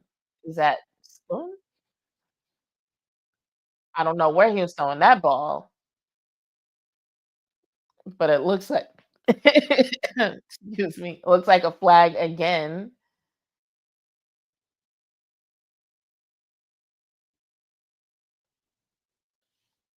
Okay, it's holding, not defensive pass interference. So it's a 5-yard penalty and an automatic first down for the Cowboys. If it weren't for the Broncos penalties, this game would look even worse, honestly.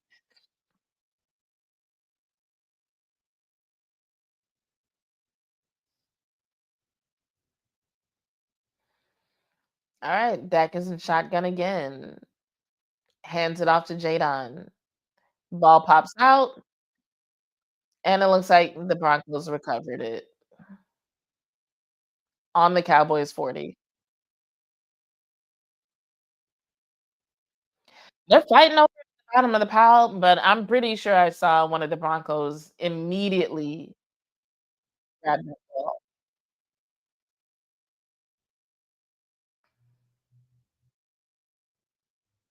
You can't get the ball back if dude grabbed it and was on the ground.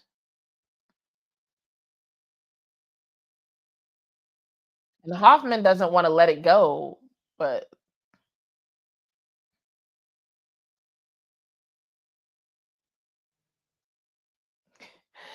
Brock Hoffman,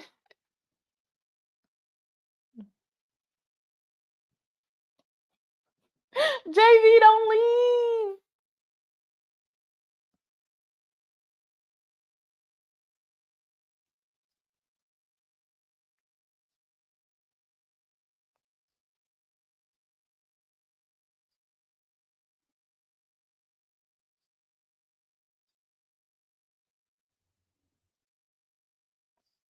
They're saying Hoffman got the ball.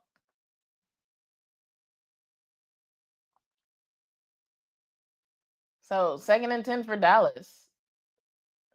Passes the ball to CD. Another short game for CD.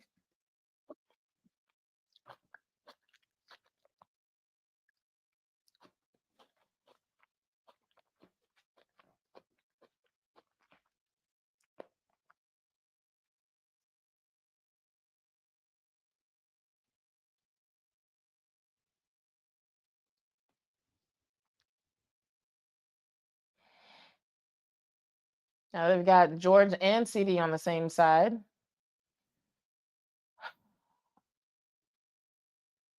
It was actually a good setup. He had George and CD on one side and Turpin on the other side. Passed the ball to Turpin, and Turpin just didn't make the catch.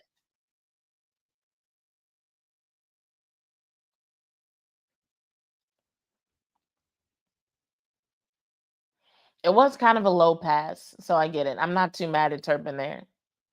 Need that ball to be a little bit higher.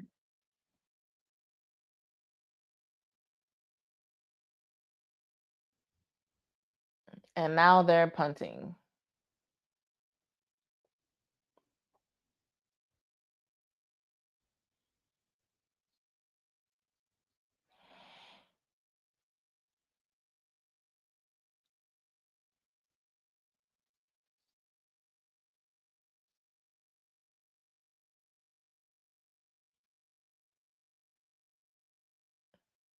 I think the only way we're gonna see a 70-yard field goal from, Aubrey is if it's a situation where it's like literally the game winner.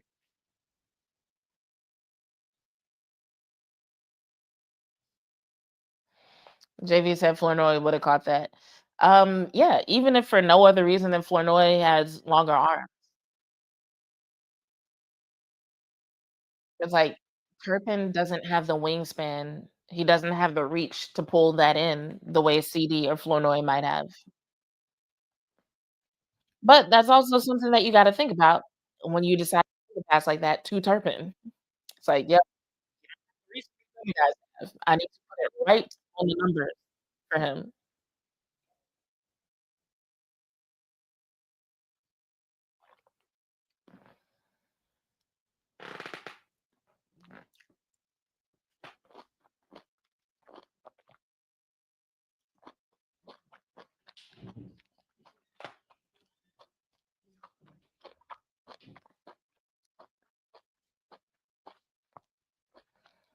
I know I said I'd sign off if the Broncos hit 40, but real shit, if they score on this next drive, I might be done. I might be done.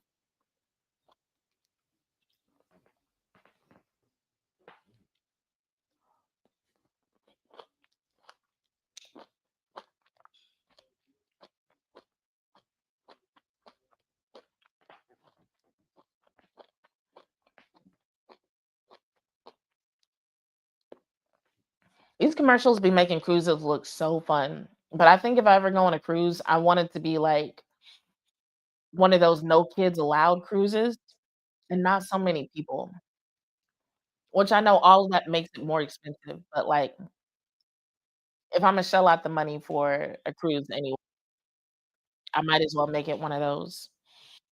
If I shell out the money for a cruise, I am totally gonna be indulged in my bougie. Imma just put it that way. I'm not trying to go on the cheapest cruise possible and be like, "It only costs da da da da," and have a room with no windows, like, no, if I shell out the money for a cruise, I want it to be on a new cruise ship. I want windows. I want no kids. I wanna go to some cool ass spots, like, along the coast of Japan. That's how bad this game is. I'm, like, talking about my ideal cruise instead of talking about the game. It's terrible.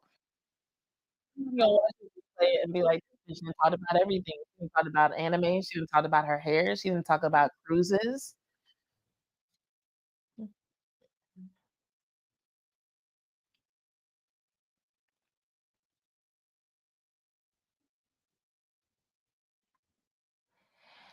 The, former Saints fan in me is like, "Yay, Sean Payton. I'm so glad you rebuilding your reputation in the NFL."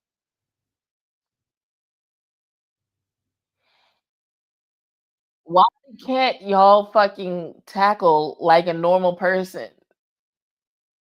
Here's why the guys on the Cowboys defense frustrate me. They have awareness of when they need to tackle.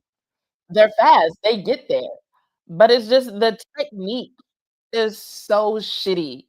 It's so shitty. It's so bad. Like, what the fuck was that? Like, that last tackle, like, yes, dude fell over, but, like, had he had a little bit more balance, he coulda just kept running because you did not bring him to the ground. You, like, swung around his shoulders like a stripper on a pole. What are you doing? And then sometimes they make hits like that. Shout out Reddy Stewart. Um, and the hits are good, but still not good tackling technique. Like, if they had both, I'd be happy. Like, if they could tackle, but then they also occasionally made those big ass hits and just knock a motherfucker out of bounds, cool. I'm good. And it's like, I've seen some of their tackling drills, and I just feel like the problem with the tackling drills that they do is the fact that it doesn't teach them how to properly attack someone who's moving and in space. Their tackling drills almost exclusively focus on them moving towards a stationary target. And it's like, yeah, if these guys were to catch the ball and stand still, I'm pretty sure, like, Cowboys defense would be solid. But something needs to be done about their technique when they have to attack a target that is moving and in space. That's when they just do shit that doesn't make sense.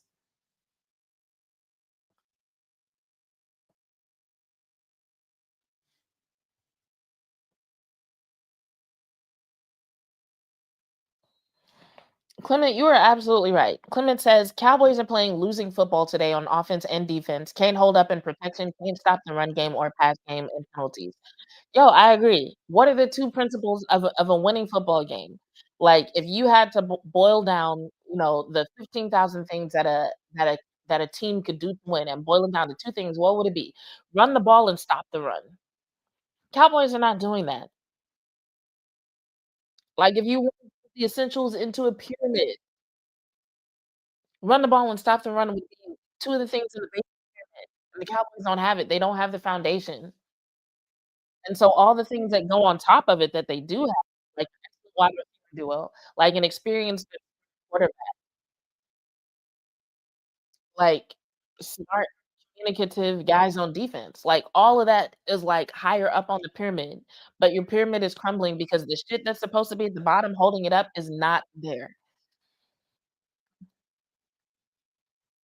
Clement says tackling has been horrendous today. Do they tackle in practice? Um, I know that they have. Like, I remember when I was attending practices last year, I would see them, and so I know that they have. I know that they have tackling drills. Like, we've seen some of the tackling drills from, training camp footage. We've heard Brian Schottenheimer talk about how they need to do more tackling drills when he's at the podium.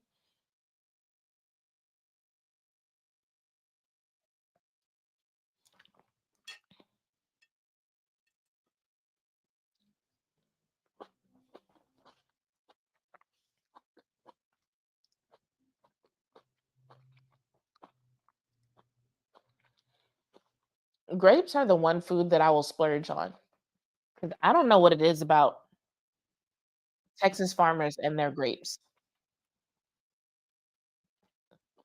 but there's this place in Texas called Central Market, and throughout the year, they will bring in, like, seasonal grapes that have, like, a different flavor than, like, regular grapes, and they're locally grown. I don't even know if they're organic, they might not be, but I know they're locally grown.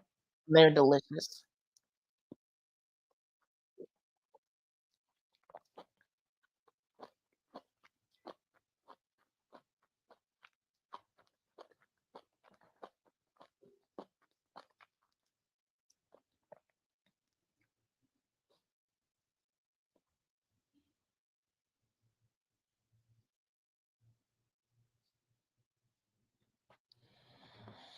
But, yeah, the tackling has been horrendous today. Honestly, Clement, the tackling has been horrendous all season. They didn't talk about it after the last game because it's like the defense as a whole grew so much. That's what everybody was focused. But if you watch the film, like, that there was still a lot of stuff that they didn't do well. There was a lot of stuff that they didn't do well.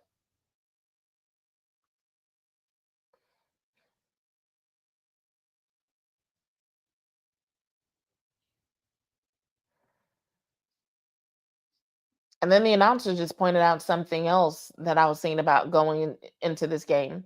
The Broncos are on an 8 game an 8 game, yes, he was touched. The Broncos are on an 8 game home winning streak. They just have not been losing at home. And people say it's because of the altitude, and it might be, that might have something to do with it. Um, when I played roller derby, I had to do some games in Denver. I know what the altitude is like, and it's not just like, "Oh, it's harder to breathe." Like, I think if you've never been in it, you don't understand. Like, I've made a couple of trips in Denver. The first time that I went, it was just like a leisure trip, you know? At the time, I had a Planet Fitness membership, and I went to the Planet Fitness to work out like I always do. Ended up with a whole ass nosebleed, and that wasn't a competition, that wasn't me doing anything especially strenuous, that was just me, like, early in the workout. Next thing I know, just nose just bleeding. Altitude. So, it will affect you, it can. And then it's like when we went for the roller derby tournament, we were, like, buying cans of oxygen, like, I could feel the difference. Like, my lungs were hurting, my nasal passage was dry. So it wasn't even just the altitude and the thinness of the air, it was, like, the humidity, because like, having to breathe harder, but then your nasal passage is dry on top of that. Hell, that's probably how I got the nosebleed. But, like, yeah, the altitude really will fuck you up. But I feel like if you are a professional athlete, you should put a little bit more of your resources into training for that. That's just my opinion, that's just my thoughts. Like, when you look at the schedule and you see Denver's on the schedule, that's when you should start, training with an out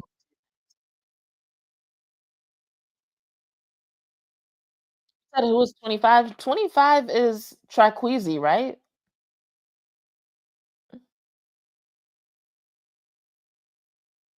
Yeah, Traquezy Bridges is 25.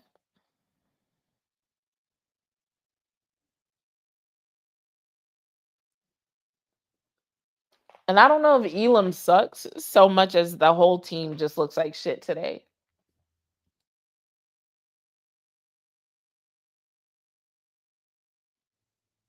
Clement says, "Jazz, you were right. They have had shoddy tackling all season." Yeah, they have. I do be watching film now. I have found time to watch film.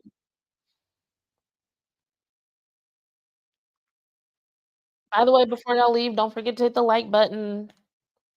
And if you're new here, subscribe and turn on your notifications.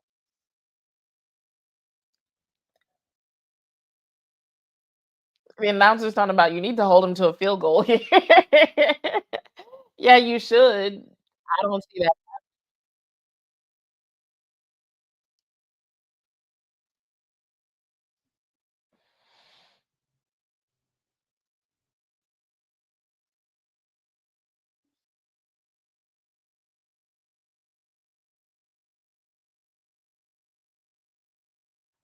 Okay, Reddy Stewart just broke up a touchdown. It's a flag on legal formation offense.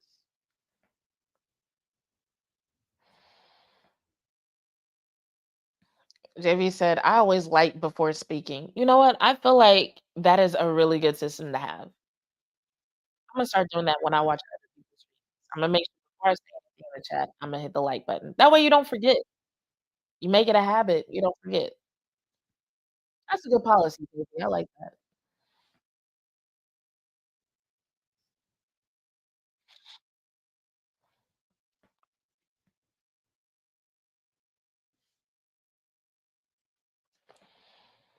I didn't even look at who won the Giants-Eagles game earlier. I'm assuming it was the Eagles because I feel like if it was Giants, I would heard something about it already.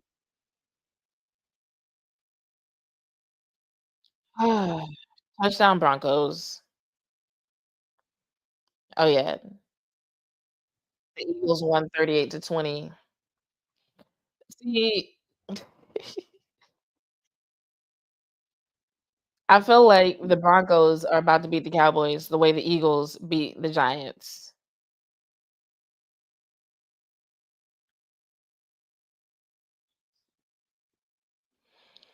Let me look at the NFC East standings before I sign off. So, unless something crazy, Cowboys are gonna lose this game, which by all means, I hope something crazy happens. Like, Cowboys, please make me regret ending the stream early, but I'm hungry. Um, and I would rather just go eat and come back later than, keep watching. So,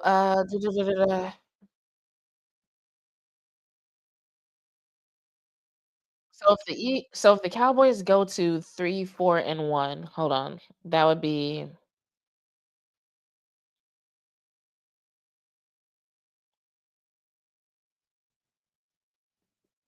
that would put them at 4.438.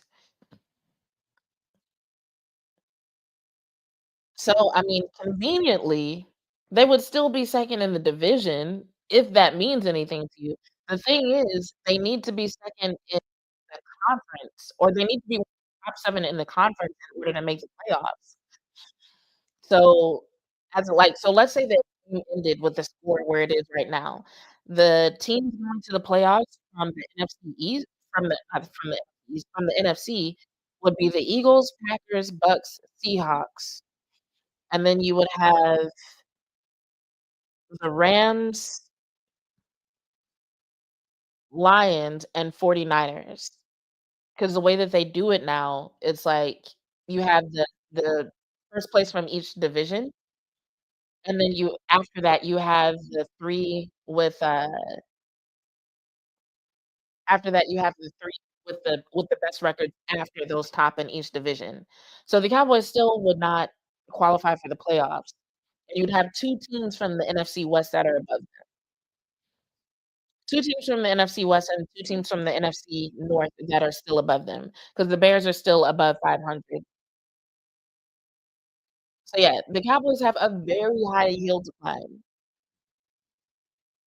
Like, they would be in a situation where they'd practically have to win out the rest of the season in order to make the playoffs at this point. Hold on, let me see if Google knows. If the Cowboys lose today, what are the odds of them can't of them make the playoffs? God damn. Google said if the Cowboys lose today, their playoff odds are effectively 0 as they have already been mathematically eliminated.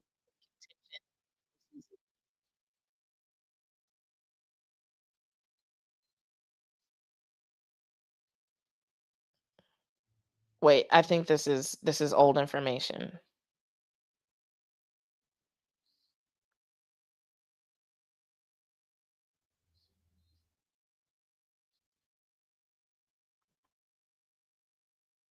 Okay, so after week 7, the Cowboys were plus 320 to make the playoffs, and the odds of them missing the postseason are minus 425. So that's not really a percentage thing, but it kinda gives you an idea.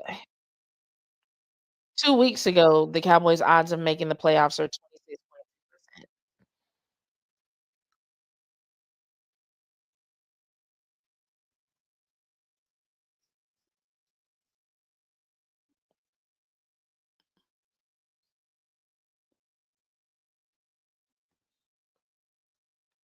I'm just watching this last drive because it's on the screen. We'll see what happens. Maybe if they make a touchdown, like, I'll say, I don't know.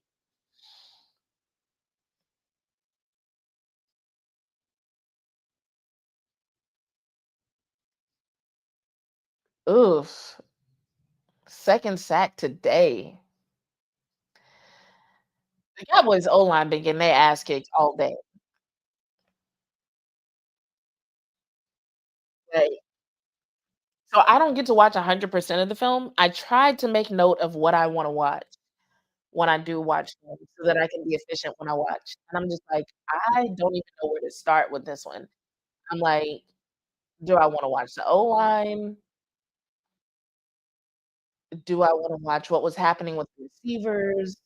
Do I wanna watch what's happening with the run game and why it's way less efficient than it has been in the past?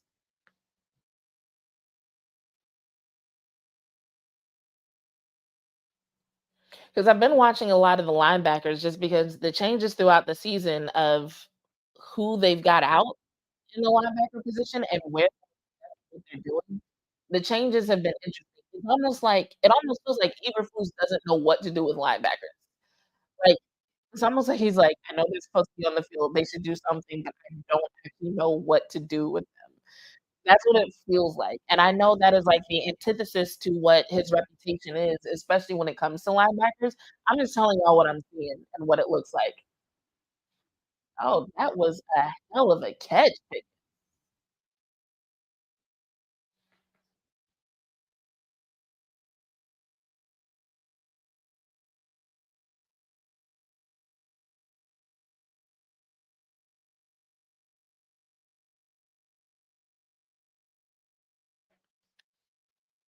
Okay, good run by Williams.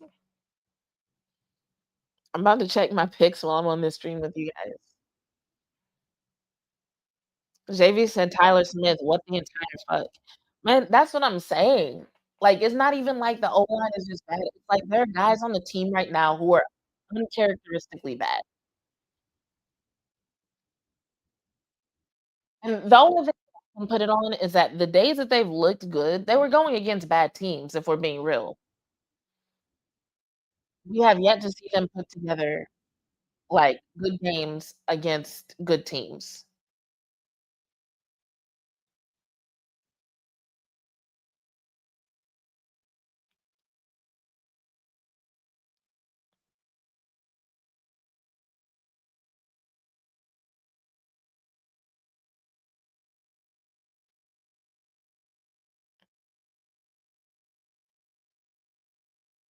Okay, my flex plays are all fucked up.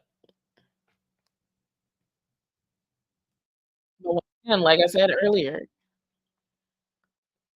don't bet more than you can comfortably lose. You will not see me going off on social media about a now, I could possibly do something good on my FanDuel picks, especially if Sutton gets a couple of more receptions. Oh, Jesus. Is that interception gonna stand? And somebody on offense tackle. God damn.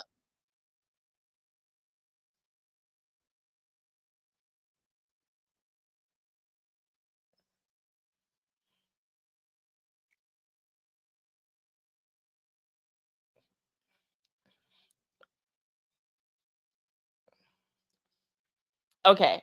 Well, you guys, I have articles to write. If y'all do get a notification that I'm back on earlier, it means I found something to talk about. Otherwise, just keep a lookout for what I end up sharing tomorrow. Yeah. If I had like a co-host or crew with me, we'd stay on and we'd keep talking, we'd answer more questions. But yeah, at this point, I think I'm gonna just go get some food and kind of chill out for a second. So I hope y'all enjoy the rest of the game. Make sure you're following me on Twitter with the notifications on there so you can see the articles that I write. And I'll catch up with y'all tomorrow or Tuesday. Anyway, this has been another special episode of Bitches Love Sports. I'm your host, Jazz Monet, and I'm out.